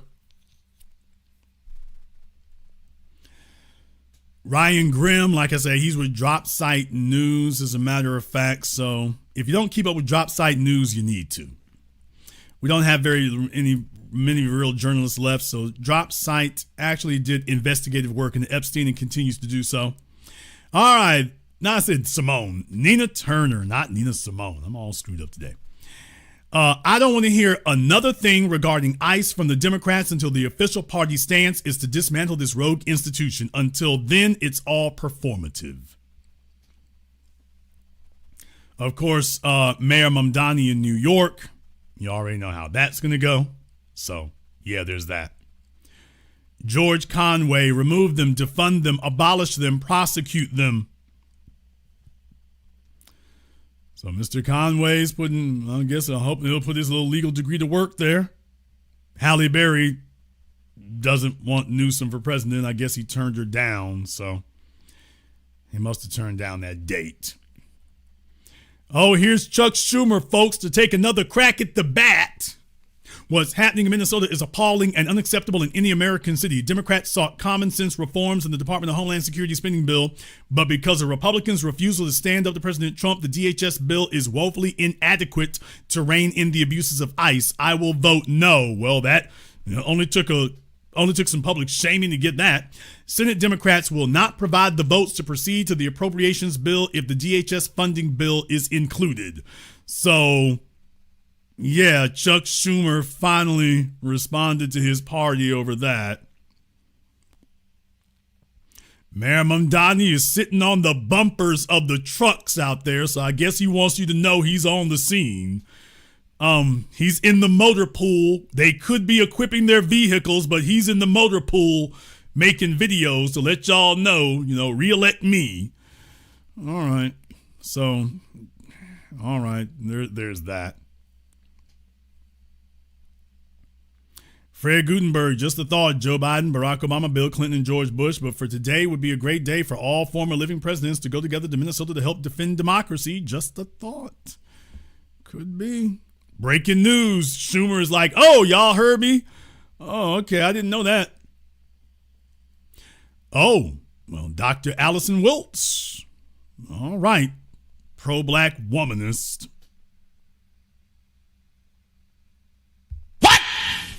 Okay. All right. Not punishing the Confederacy brought us to this point. Okay. No lies detected. No lies detected. My advice to ICE, walk off the job. If you're better than this, show us. The time to be saying this was when they were going at us. Okay, Mr. Cherry here has had enough of Hakeem Jeffries. Mr. Cherry has had his fill of Hakeem Jeffries. He is done with Hakeem. And this is why the Democrats cannot just assume that Trump messing up is suddenly going to be a victory for them. This is why they can't just assume that, because folks are sitting here and watching you all basically rubber stamp every damn thing. Oh, look, Governor Spanberger in Virginia wants to raise taxes already. So she just got in office and just figures, oh, well, because in Virginia, you can't serve terms back to back. So in Virginia, you can only serve 4 years and then you have to leave office, and you can come back after that and run for governor again, but you can't run back in Virginia. And it's like, okay, well, yeah, she got elected, and she wants to raise taxes. Yeah, she's like, okay, thanks for electing me. She said she was going to make things more affordable, and she's going to make things more affordable by raising your taxes. So, yeah. Oh, look, Michael Keaton weighing in. So you loved him in Batman, you loved him as the Vulture, you loved him as the Birdman or whatever. Yeah. When Trump said I could shoot someone, well, I'll let him say it himself. They respect you. They laugh at you. They don't really respect you. They laugh at you behind your back. They think you're stupid. They don't want to hang out with you. Okay, well, here's the problem, Michael. They're not wrong. Yeah. Just one more caveat to that, Michael. They're not wrong. I mean, that is their base. So Trump isn't underestimating them. Actually, he's accurate. He's quite correct. They have nothing in common with you. They're not your bros. Okay, they got plenty in common. You white supremacists, sir. So yes, they have plenty in common, actually.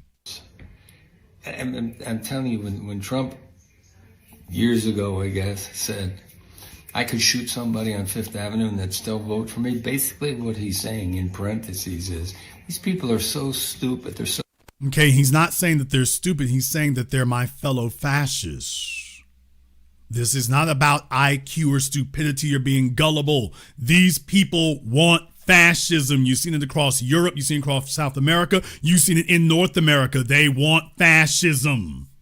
They want white supremacy. So long as they can agree on white supremacy, he's like, I can do anything I want to because I will stand up for white supremacy more than the others. So it's not about them being dumb or gullible or they just don't see it. They see how the hell can they not see it? They see the exact same thing you see. The only difference is they may want a different goal than you want, but they see what they're being offered and this is what they voted for. They want this because they tell themselves Trump will certainly not come after them, which is what people always say in these situations.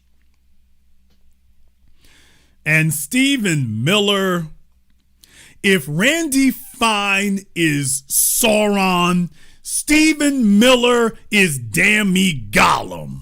Damn! Stephen Miller, I mean, with this jug head and this noodle neck, he looks like a slightly younger version of Mr. Burns from The Simpsons. This is a guy, you should see some of the documentaries online.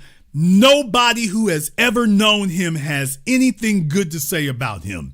When he was in high school, he wasn't just the class clown, he was the class pariah. He literally, if they had taken a poll, he would have been voted most likely to want to be a demon priest. That's literally who he, most likely to want to be Skeletor without the muscles. That would be him. Stephen Miller is he was one of these, literally there have been documentaries that have been done on YouTube. You all can go look it up. When he was in high school, he was always like this. This isn't something that he just became the other day. He was always like this. I mean, he was an incel before incel was a thing. So yeah, Steven's always been like this. So just bottom line is you thought Dick Cheney was bad. We thought Dick Cheney was the worst there could be, and Stephen Miller is like, here, hold my non-alcoholic beer. So there's always somebody trying to one-up Dick Cheney, and here comes Gollum Miller. I mean, and then he's passionate with it too. And that's another thing right there. We live in a world where might makes right. And you are assassins and terrorists and that is what it. Yeah, this is what happens when the outcasts in the schools are allowed to get power one day. They don't give a damn how many folks get hurt. They don't care. Elizabeth Warren, not one more penny for ICE. I'm very glad to hear that. You can divert that money for our damn reparations.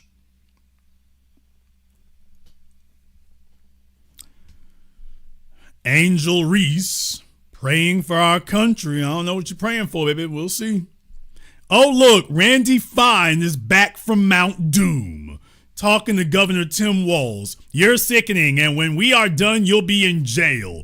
Randy, you'll get to prison before Governor Walz does. So you need to stop asking for folk to be in jail, because I suspect you'll end up in prison before he does. Okay, ICE out of Minnesota now. Nina Turner. Schumer out of the Senate now. Jasmine Crockett is, doing what she does. All right. Yeah. I just watched ICE empty an entire clip into a protester when he was pinned to the ground. But did you hear that protesters disrupted the church service? So, Mr. Masterson here trying to put that in its proper perspective. Bill Kristol, obviously, Bill Kristol's finally one of these right wingers. When things get to be unpopular, then they start abandoning their former positions. Bill Kristol. Also, may I say that I don't agree with people saying ICE and CPB, Border Patrol, need, quote, more training. They're doing exactly what this administration has trained them to: impose a reign of fear in blue cities. They don't need more training. They need to be ripped up root and branch. Okay, that's all very nice, Mr. Kristol, because you see, we have been saying for decades that law enforcement in America does not need, quote, more training. When Hillary Clinton was saying they need body cameras and more training, and Democrats and Republicans united arms and said, well, the police just need more body cams and training. Daniel Pantaleo just needs more body cams. Michael Slager just needs, they just need more body cams and training. We said the whole damn time, no, they don't. This is not a training issue. They're doing exactly what they mean to do. Well, I'll be damned. It's over a decade later. But yeah, finally, even your right wingers are starting to say, well, we've been saying the whole damn time. Oh, so we were right the whole time then. Oh, so when we said it then, we were right then.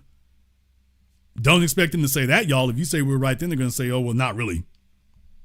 That's what they're going to tell you next. Well, I mean, you're kind of right, but I mean, it's not totally. That's what they're going to say then if you say you were right then. So, yeah.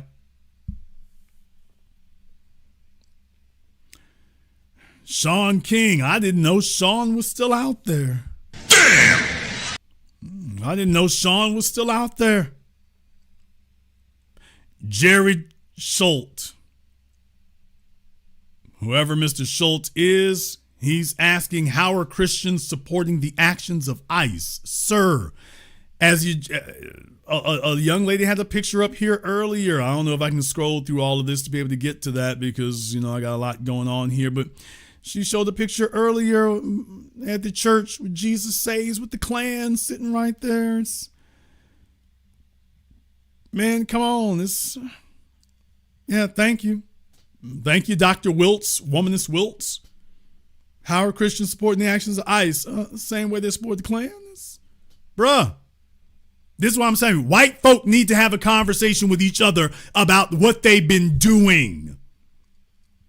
Black people showing incontrovertible evidence, that's not the issue. The issue is white people stopping the bull crap and stopping being dishonest and saying, wait a minute, we need to have a conversation about what we really been doing. No. Not that phony I'm white and I say so conversation. We need to have an actual honest one about what we really stand for and what we really been promoting and what we really been doing. All these pictures, all these photographs, all these videos, all these crimes, all this documentation, and then, I don't know how Christians could support this. You're not having a legitimate, honest conversation when you respond like this. You're not doing it. So, folks, yeah, I want you to understand that that's what's going on. That's what's happening there. A society that's having to have a reckoning to determine whether or not white people can be and should be killed with impunity, and that everyone should just go back home and turn on your DVRs and go watch the latest episode of whatever sitcom you're thinking of or whatever. Yeah, now that's going on. Yeah, it's kind of hard to relax under these circumstances, isn't it? Kind of hard to do that. Hard to get comfortable in that bed now, ain't it? Ain't it? However, you might disagree. Therefore, we're going to go ahead and open up the Zoom link to the general audience here now, so you all will be allowed to go ahead and call in and weigh in on tonight's program. You are more than welcome to do that. In the meantime, I want to thank everyone, and I do mean everybody who has contributed to support tonight's program on PayPal, Super Chat, Venmo. Shout out to Nancy King. Thank you very much for your support tonight, Nancy. We appreciate that. To Cyberdyne, repping the New Black Media. Thank you very much for your support there as well. Josiah Starr, the white supremacists have no soul. True words. Bruce Warren, we're cooking. Heat them up flaming. All right, my man, Mr. Richburg. Thank you very much for your support here tonight as well. To World Web Entity and Razor Explorer and Patch Black to Death, we're giving out some memberships, so we appreciate that as well here also. We're going to take a very brief commercial, non-commercial break here. When we come back, we'll see about taking some of your calls and more. This is the Black Channel. Be the teacher, knowledge on the block. Got the kids learning, minds open like a lock. Books and skills from the east to the west. Bringing education, yeah, we're simply the best. Classes on fire, brains burning with desire. Innovation driving like a tire through the mire. Math, science, history, we got the whole range. Kids hitting new heights, teachers making a change. Used to be the teacher, stacking up the grades. Future bright shining, no need for no shades. Got the youth thriving, moving up the ladder. Smart and sharp, brains growing fatter. Lessons so lit, yeah, they stay in a blaze. Every mind sharp like a sword in the haze. Mr. B in the house breaking knowledge chains. Education kingpin, we ripping the gains. Listen, be the teacher.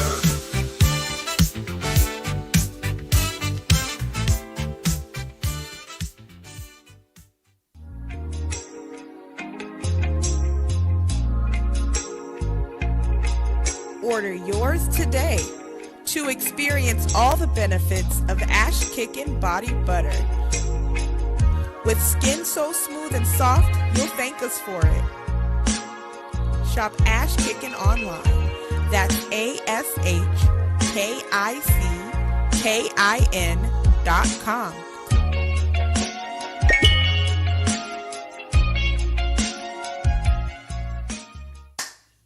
Hi, this is Brenda Starr, creator of Poetry with a Purpose and author of the book Pressed But Not Crushed.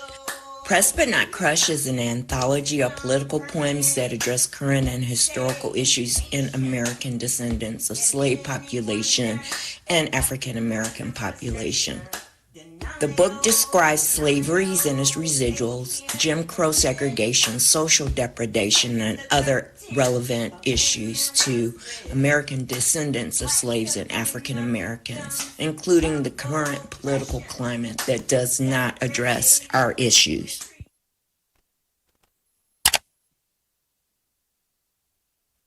This is the Black Channel. I am your host, your brother, your humble servant, the Black Authority. Very glad to be with you all here again this evening. And the lines to Zoom are open. You are more than welcome to go ahead and give us a call so that you can weigh in on tonight's program here we're discussing. You know, this tonight, like I say, we're talking about Black Lives Matter and all the things that we were saying over the last decade. And isn't it interesting? It's starting to ring in a very eerie way that, hey, we said all this a decade ago. Now that it's hitting white society, now it's just like the drug epidemic. The United States created the drug epidemic. White society knew this too. They created the drug epidemic. Oh, well, it's targeting you Negroes. So this situation where you're targeting us and pretending that you're not okay with it when you really are. And then when white kids, now it's time to mass incarcerate them, all of a sudden, oh, hell, drugs are an epidemic. Well, it wasn't an epidemic when you thought it was going to wipe us out. And when you thought it was going to target us, it wasn't an epidemic then. But it's an epidemic now. Now that it's your kids, now that you're the ones primarily being harmed by it, now it's an epidemic. Okay. Let's go ahead and jump over here on Zoom and get you all's calls up and going here. Let's first see if we can start with, Ambrosia. You're on live. What's on your mind? Hi. You know what? I'm curious. So I'm curious to see, last week, Lady Lindsay was on the news, basically telling the protesters in Iran that, help was on the way and that they was going to be protected. And if the Ayatollah of Iran didn't stop killing his protesters, that President Trump was going to kill him. So I wonder if they're going to have that same energy. Where's the help that's coming for the protesters in here in America? Are they going to have that same energy? I don't see any of that. I wonder if the Proud Boys and, Patriot Front, every time a Black person is killed, they make sure to show that, their presence and, go against anything that we have to say. But now the white people are out here getting slaughtered by ICE. I wonder if they're going to have that same energy. I wouldn't hold my breath for it. Yeah, I'm wondering if President Trump is gonna kill ICE and protect the protesters like they were wanting to do for people in the country that are, oceans away from here. They had so much, energy for Iran protesters. Where is that same protection for American protesters, for actually American citizens? Well, the problem is when you practice benign neglect, when you think you're going to target a part of the population with benign neglect, the problem with benign neglect is that becomes a habit because that's a response that you're giving. So what happens when you start developing habits and responses is you'll start responding with like that reflexively. Well, now that they're targeting you, things might not move as quickly as they should, and the response might not be as snappy as it should be because your default is benign neglect. The problem with benign neglect is that it can only exist in an atmosphere and an environment of hypocrisy. So there's where you got you screwed up. You know what you're saying isn't right. You know what you're saying isn't true, but you're behaving as if it is. The only way this is going to end is that you are going to be responding to situations the same way. And you tell yourself this will be the only situation you'll respond to like this. And then you wake up one day and actually the government's got a few other things. They found a way to maneuver you to respond in this way when you need to stop doing it. So the problem with benign neglect is you can lose your survival instinct as an artifact of practicing that. You need to stay rooted in reality. I got to remind you all, once again, there's a reason why the human brain has a very vitriolic, sudden reaction to lying. There's a reason why you can hook folk up to machines and tell if they're lying. The human brain has a very drastic response to that. The reason for that is because if you sit there and start feeding yourself lies and believing it, that's a threat to your survival. If there is a bear behind that tree or over there in that cage at the zoo, ma'am, if there's a bear over there and you tell yourself ain't no bear, and there is very obviously Yogi sitting behind that tree over there and ain't no bear, or me and the bear, we friends. No, okay. That's a threat to your survival if you keep doing that. So the brain is going to have a very jarring reaction when you start lying because you're threatening its existence. Benign neglect is the definition of lying. When you tell yourself, well, don't worry, I'm lying, but it's for the greater good and it's only going to affect those folk over there. You're going to start having a reaction to it. However, if we keep doing that over and over and over, well, you see, the brain starts getting numbed down. Joseph Goebbels in The Big Lie. Eventually, you become desensitized to it. Well, yeah, you're not longer having that jarring response to lying anymore. Yeah, but you need to have it. Now they're targeting you and you're not really responding. You're treating this like it's the truth also. You lose your ability to defend yourself, and this is where you end up at. I'll let you have the last word. We know pretty much we've experienced every April that, it's the white supremacist holy month and they always target us and come after, always, sacrifice one of us for their rituals. I'm betting that we won't see any white supremacist or white nationalist group about where this is concerned until April, when one of us have been taken out and we're speaking up about it. So that lets you know just how much cowardice that they really are. Thank you very much for giving us a call tonight. We appreciate that. Let me see if we can get Blanco up here on Zoom for me here right quick. Let me see if we can get Blanco up here on Zoom. Yeah, folks, practicing benign neglect is a very dangerous game. Very, very dangerous game. And you'll tell yourself that you'll be immune and you'll be exempt. People need to get tired of practicing that silliness that you're going to be immune and exempt. It's like, no, they come to munch on you.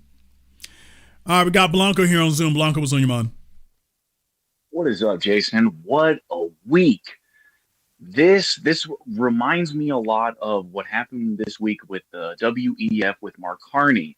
So Mark Carney then makes a speech about how globally, Canada, the rest of the world, Europe, they've been okay with the hegemony and the homogeny of America and the imperialism that we do when we do the Iran Contras in the 70s and the 80s and the 90s, and we take over all these these companies, but like all these companies technically take over these countries, and we install these puppet governments, and we take all their resources. We all make money from them, and it was an understood thing that everything was cool until he starts wanting to purchase Greenland.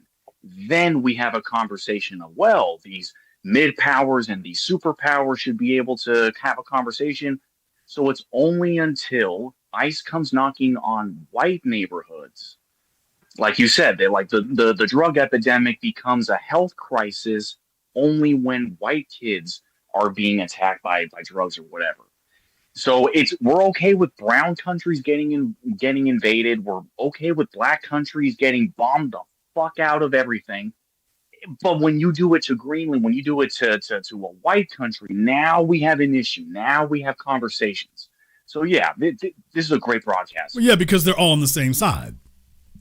And that has been the whole point here, is that it's a fraud to think that this is a, quote, national borders issue. White supremacy crosses all borders.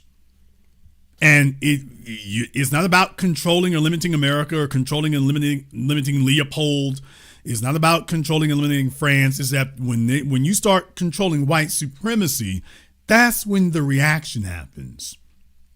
That right there.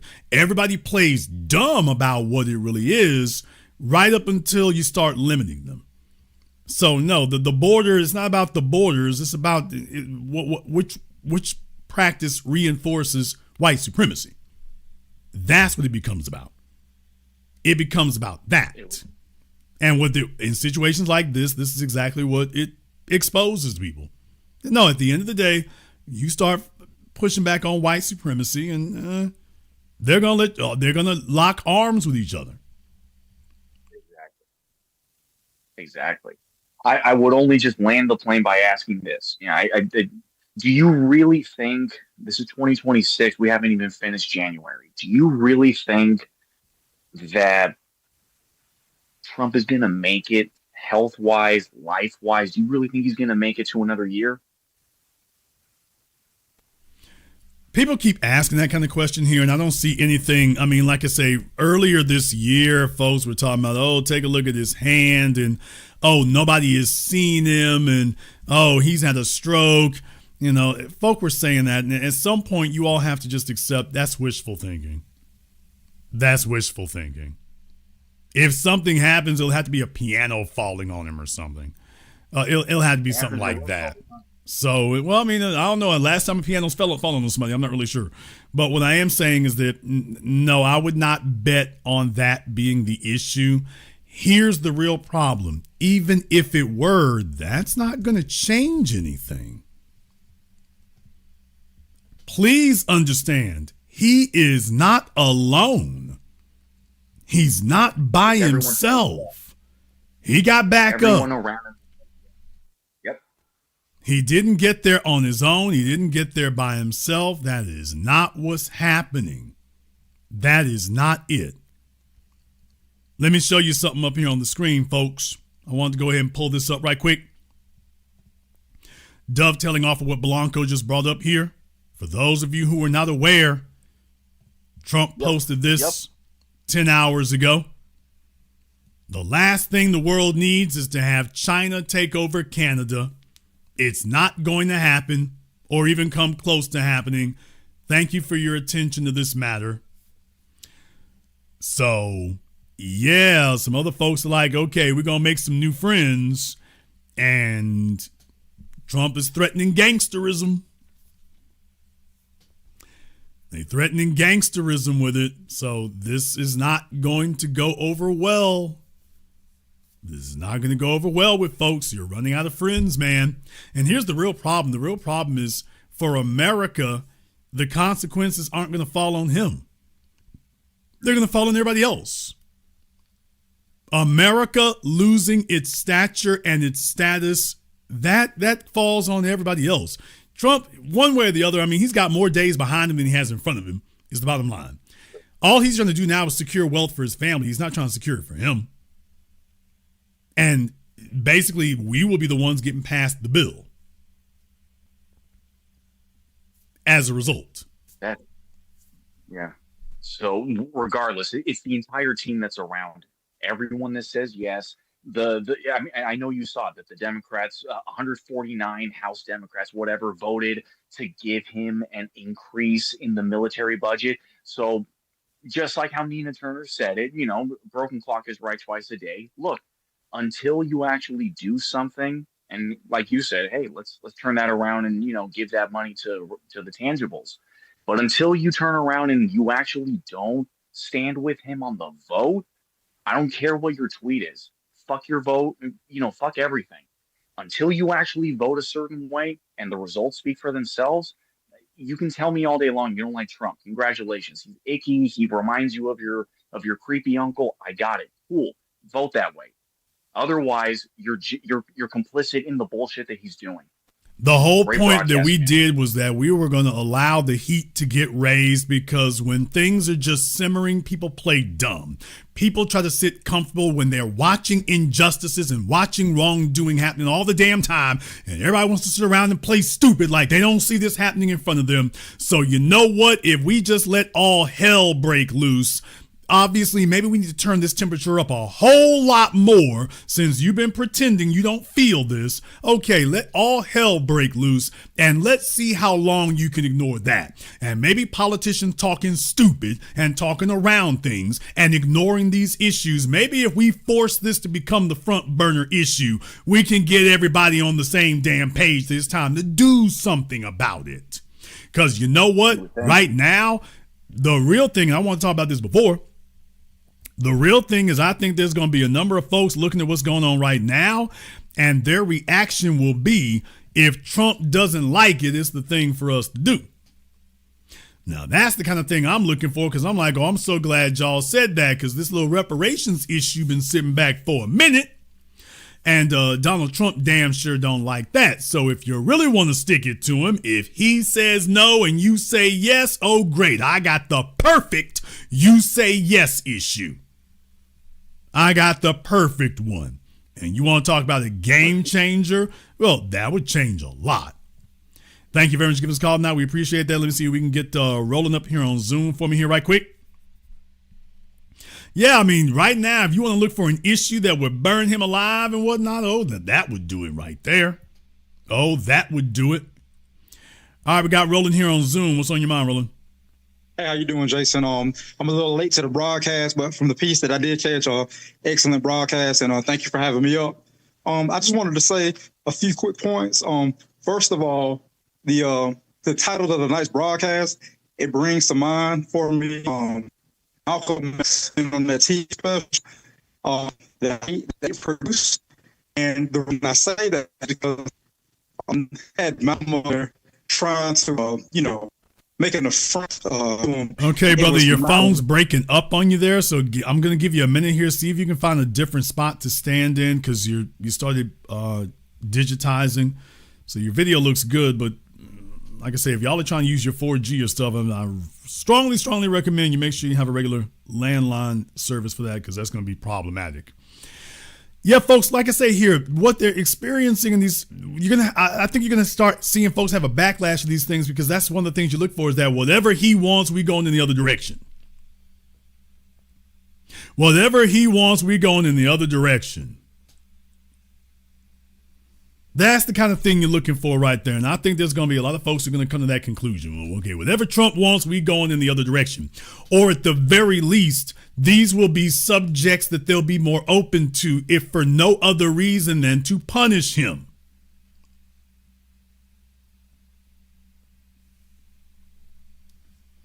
Understand something. There are going to be a bunch of folks, and they're going to be looking for a way to punish them. Not just Trump, but him and everybody else with him.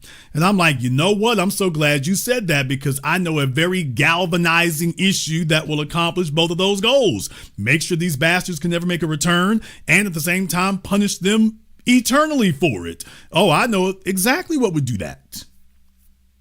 Restoration of the Freedmen's Bank, a anti-black hate crime bill. Oh, these kind of things right there. That prosecutorial misconduct bill. That would do wonders. Get some of these, what we've been talking about for over a decade, get some of these prosecutors in jail. Oh, I'm sorry, a lot of those are Democrats. Oh, I forgot, a lot of those so-called prosecutors are Democrats. So it's going to be a little difficult to get the Democrats to sign on for that because, oh, they're the ones behind it. But by the way, yeah, I know something that would actually help with that. I know something that would help with that.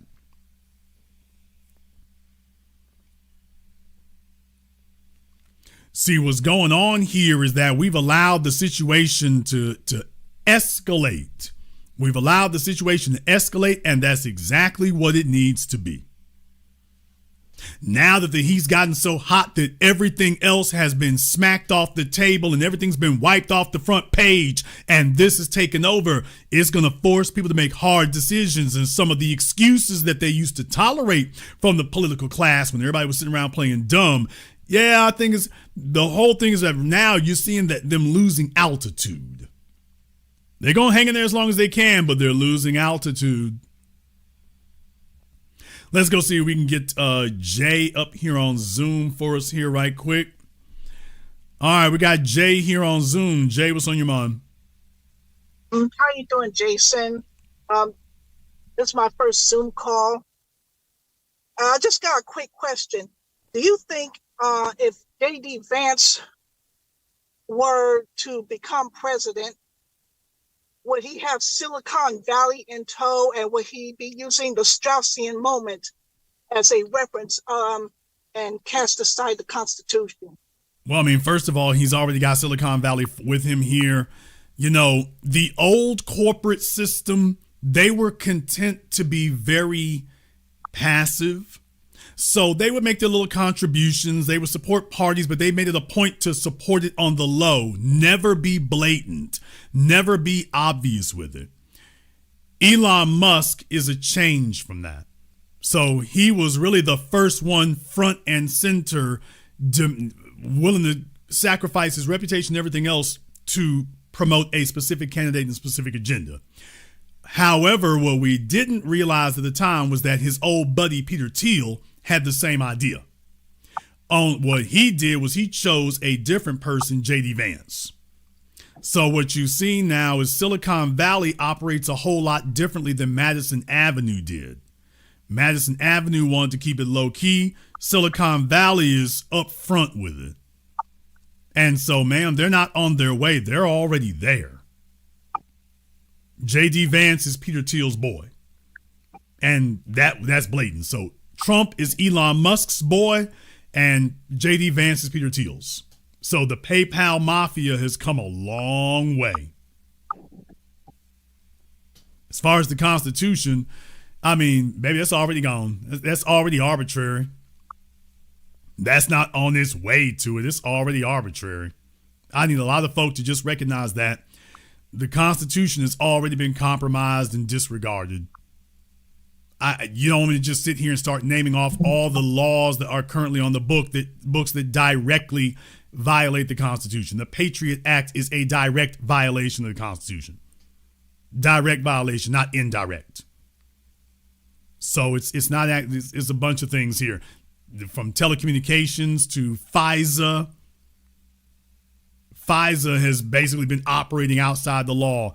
The Pentagon budget, the basics of the Constitution as far as what the budget's supposed to be. Ma'am, you can't have a black budget that's constitutional. When they talk about black budgets, what you all don't understand is that a black budget means that even Congress does not know the amount that's been spent. Epstein. We just had the Epstein law. That's not an act anymore. That's a whole law. Yeah, damn that. Not worrying about that. So ignoring that law is a violation of the Constitution. So we would be here all night. They've already wholesale ignored those. So basically, the Constitution is something that is selectively applied, even under the best of circumstances. So there's not going to be a whole lot you could name that they wouldn't be able to do right now. Not a whole lot. Hell, they're up there gunning folks down in Minnesota as we speak. What they're telling you is that basically who's going to their only concern is whoever's going to punish them for it. If they're at the top of the food chain, okay, nobody can punish us. Okay, gloves are off, ain't no rules. This is where you're at today. You're not on your way there. This is where you're at right now.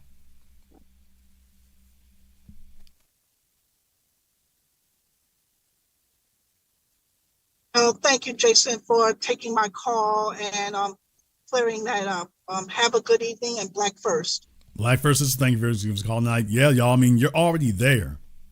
No, I mean, they're not going to have the tanks rolling down the streets thing because they need to keep a certain segment of the population, agreeable to them.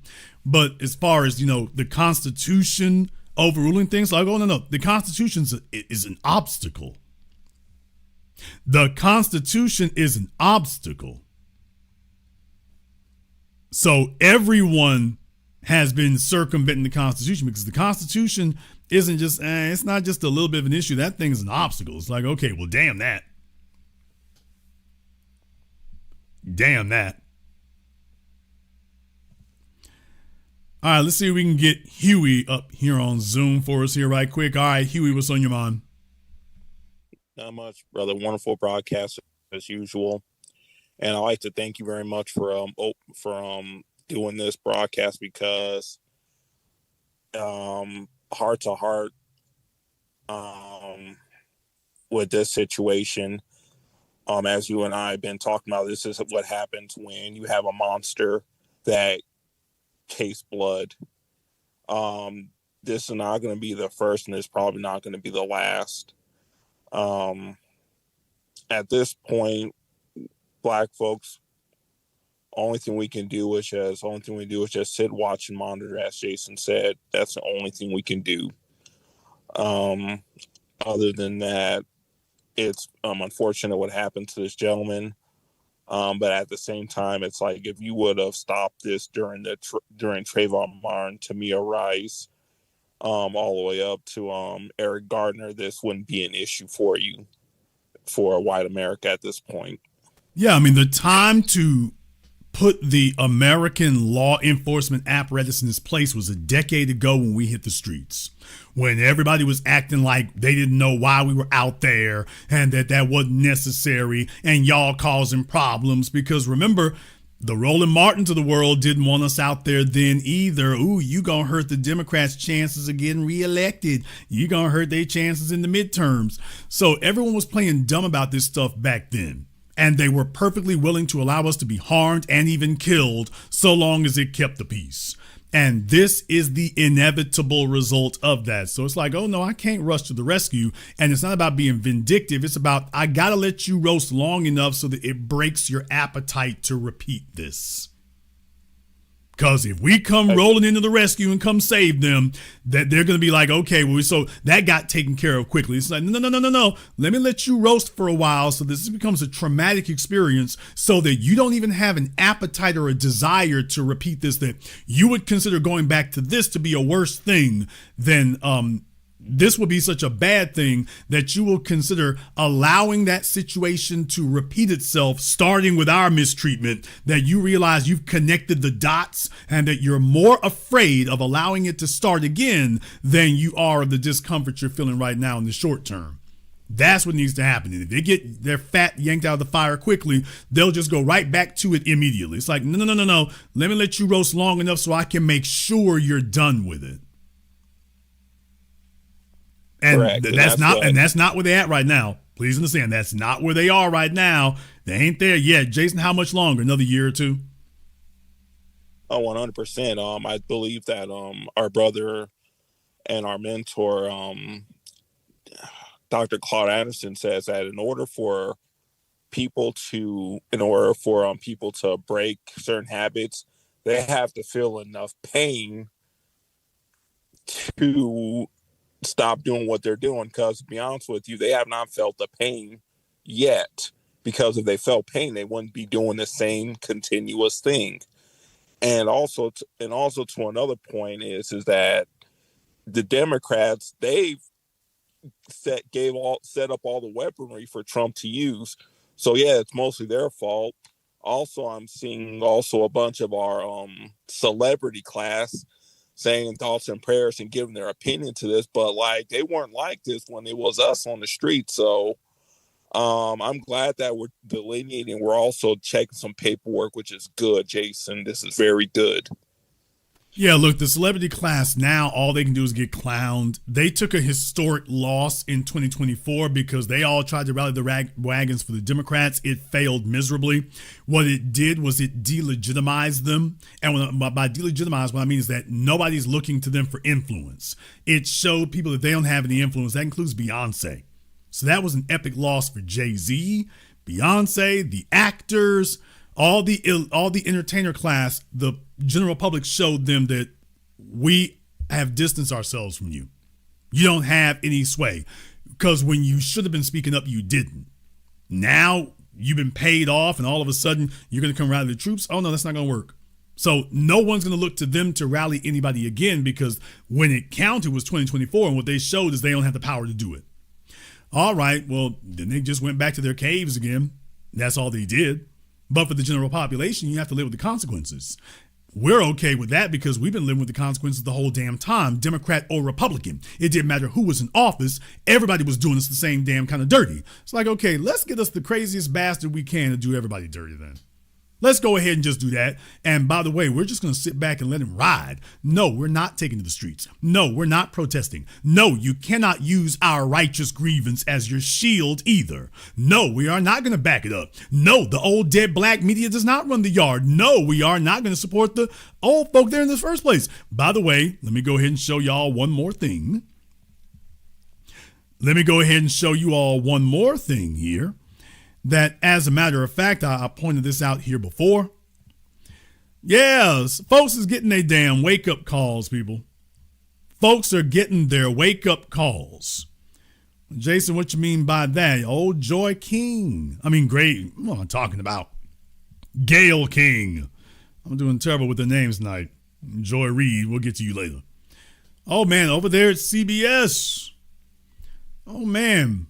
She doesn't have her friend Okra being Okra's little buddy. Ain't working out so well anymore. CBS is talking the word from Variety. Now, this is a trade magazine, people. What this means is that this was leaked to them. So when you see articles in Variety, Deadline, those are trade publications. Those are publications that really are for folks in the industry. Variety magazine being at the top of that. So if Variety is saying this, that means they got this from CBS.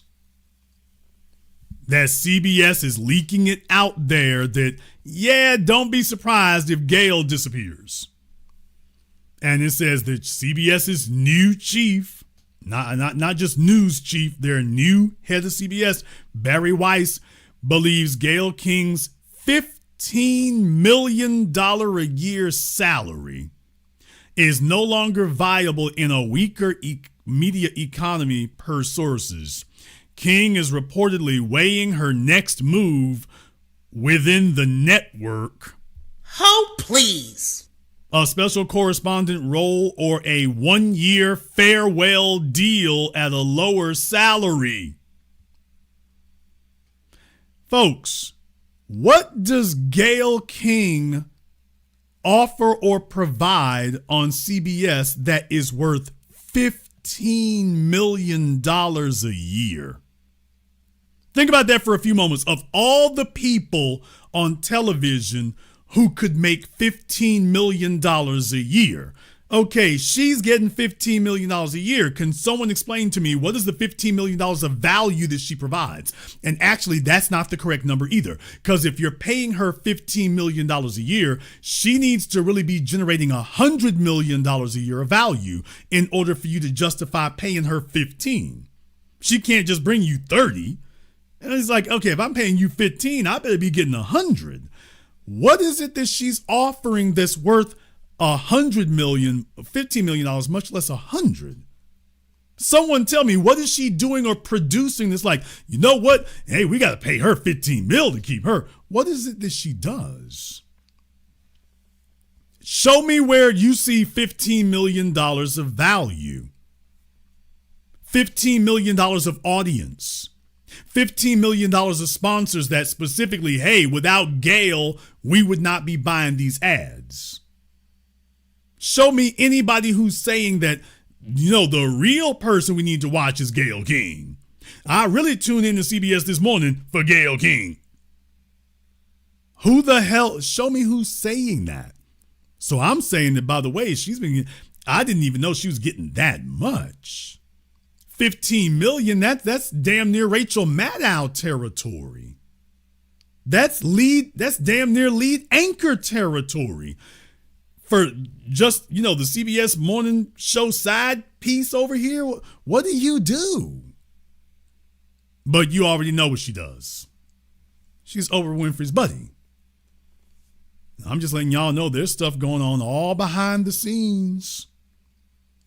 Things going on all behind the scenes where folks are getting installed into positions they did not earn and so obviously do not deserve, and that includes Barry Weiss. Damn! By the way, that includes you too, Barry Weiss. So we all know there's some chicanery going on with you and Larry Ellison because the free press is not worth $150 million.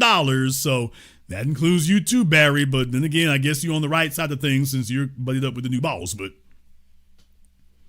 yeah, y'all, that's what's going on here. So you want to know why our stories don't get reported? Okay. A lot of them old folks there losing their in. I guess Gayle's going to have to go bum the money off of Oprah from here on in. I'll let you have the last word. Not much, Jason. Just be one. Just everyone. Just stay calm. Just watch what's going on.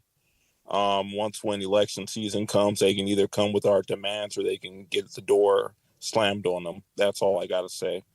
Thank you very much for giving us a call here tonight. Oh, don't worry. When later this year, they're going to come looking for us. Hey, boo. Hey, big head. How y'all doing? Boy, Trump been terrible, ain't he? He's only been slightly less terrible than you were.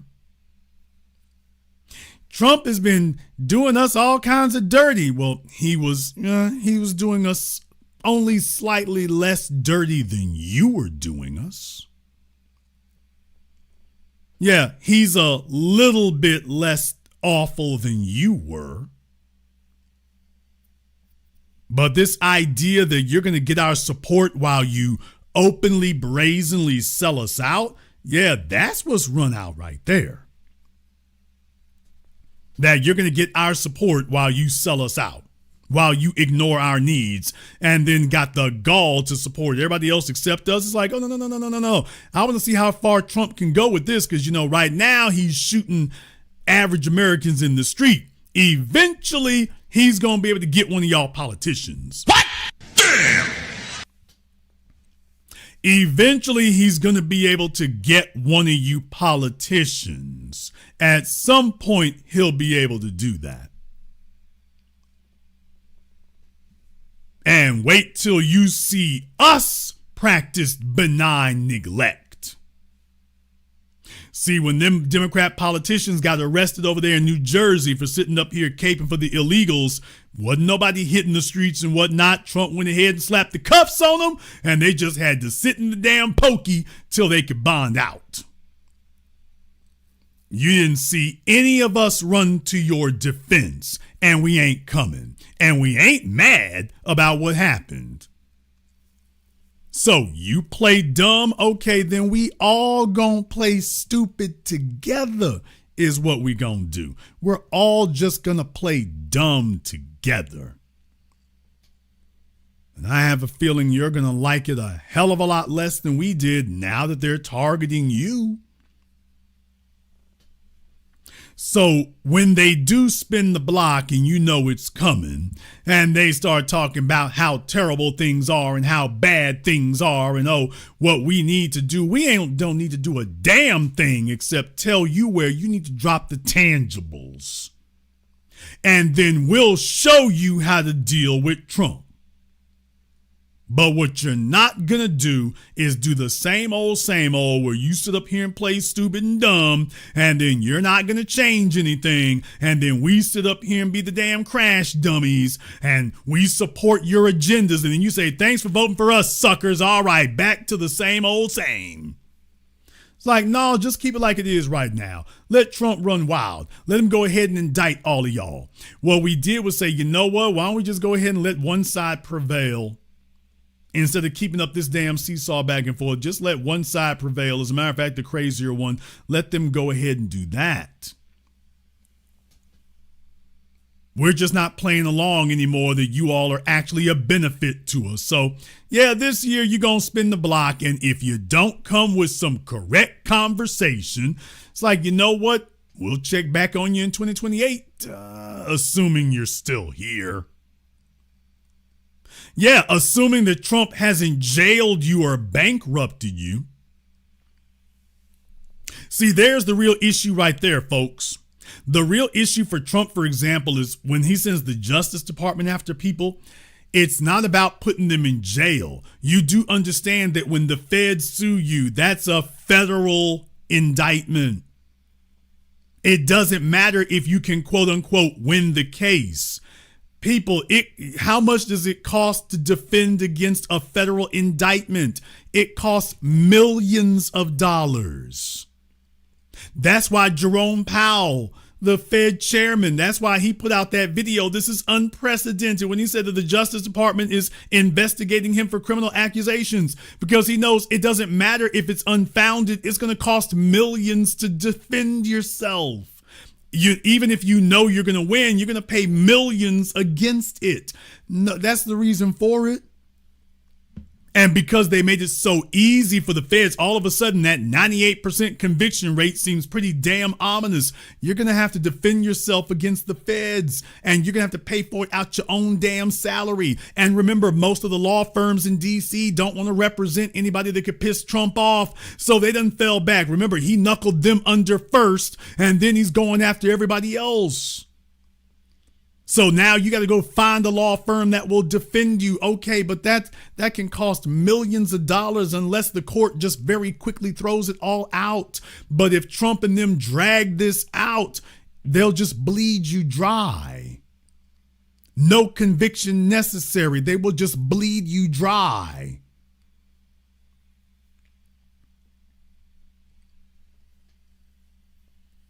And you know what? We just sitting over here playing dumb. Oh, we see it happening to you. We see you getting broke off a piece. And we're doing what you did. We're just playing stupid. Oh, I didn't know Trump was going to do that. Oh, man, for real? Ooh, that's unconstitutional? For real? No. Yeah, it doesn't feel so good when somebody's playing dumb with you. So this game they play where the Republicans target us openly and the Democrats target us passively, and they both go behind the bleachers and giggle. It's like, yeah, you know what? As a matter of fact, let's go ahead and put the heat on you. Let's just go ahead and let the dogs have you. Trump ain't got a damn thing to lose, and he's not worried about whatever in the hell comes next. And that little gaggle of gangsters around him is the damn same. Yeah, let the dogs have you. It's very unfortunate what happened, Mr. Preddy. My condolences to your family. Nobody expects to walk out in the morning and that they're going to die that day like that. Nobody expects that. All I can say is I hope this is an abject lesson that we as black folk, we've been watching this happen to us for decades, centuries. And I hope that this will be a wake-up call to the dominant society that, okay, your number's up. White privilege has been officially revoked. Your number's up. And if you think that you're going to be able to gather together enough white people to defeat the right, you got another thing coming. You're in a stalemate. You want to defeat them, you're going to need some backup in the form of black up. So we need to discuss the tangibles we gonna get, because we're not gonna vote for you just so we can get the orange man out, so that we can get in yet another Democrat who's gonna take up where Trump left off at with the benign neglect and allowing the civilian police to murder us with impunity. We're not going for that anymore. There will be a wholesale change of the status quo. Status quo will no longer do. A slight tweak will no longer do. There needs to be a complete overhaul, or we can all be equally uncomfortable. And maybe the next time that maybe a few years of you guys over there on the Democrat side seeing blue lights come up behind you and realizing that, oh, hell no, fascism is here. Now they got you wondering just how far he'll take it. And I'm just saying, you know what? Let me let you dangle there for a little while. So let's find out how far he'll take it. Let's find out. Since you've been leaving us to dangle and hang, because, okay, well, we'll find out how long they're going to do it to you Negroes over there. Okay, well, let's find out how far they'll take it with you. And we'll just sit back and watch, you know, the way you've been sitting back watching when you engineered those things against us. The difference is we didn't engineer this against you. We just didn't save you from it. And you know what? I got to say right now, I don't cry when chickens come home to roost. So if Trump winds up grabbing a few chickens and wringing their necks and stealing a few eggs, I don't cry when chickens come home to roost. As a matter of fact, I'm kind of happy when chickens come home to roost. The Dunroe Doctrine, let the dogs have you. And maybe once you all have suffered long enough, you'll decide, yeah, hey, Negroes, we're done playing stupid. Or don't. I'm sure you can run the gauntlet for another 3 years. Tell yourselves that you got the midterms locked up and sewn up. Go ahead and tell yourselves that. Don't be surprised if it doesn't happen. Remember, people's memories are short. You've already shown them they can kill us every week with impunity. You see, you cut the nation's teeth on ignoring people getting killed by the police. You cut their teeth on it when you allowed it to happen to us. So don't tell yourselves that this is going to linger in people's consciousness. Don't tell yourself that this is going to linger in their minds. You've already conditioned them and desensitized them to it. You thought you were going to play a dangerous game, and we're going to show you, okay, well, we're going to show you the game gets played for real. It'll get played for real now. Everybody is a target now. Oh, you were able to sleep comfortably at night because you told yourself, well, don't worry, the niggas are just the target. Well, everybody's a target now. Everyone's a target. And I guess we'll just have to see whose number comes up today. Yeah, back then you knew it was only going to be our number that came up. Well, now that everybody's a target, I guess we'll just see whose number comes up today.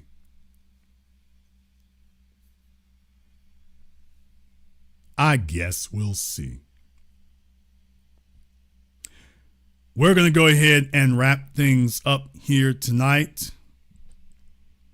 We're going to go ahead and wrap it up for you all here.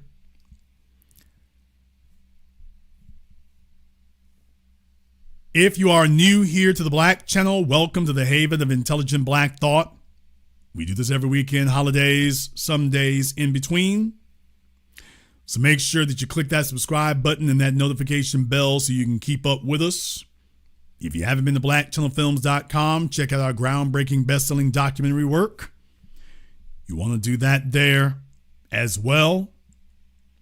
I want to thank everyone who has contributed to support tonight's program on PayPal, Super Chat, Venmo. Thank you all for liking, subscribing, and sharing. And this concludes tonight's broadcast of the Black Channel. I am your host, your brother, your humble servant, the Black Authority. And until next time, my brothers and my sisters from around the world, remember, black is the future, and the future is uncompromising.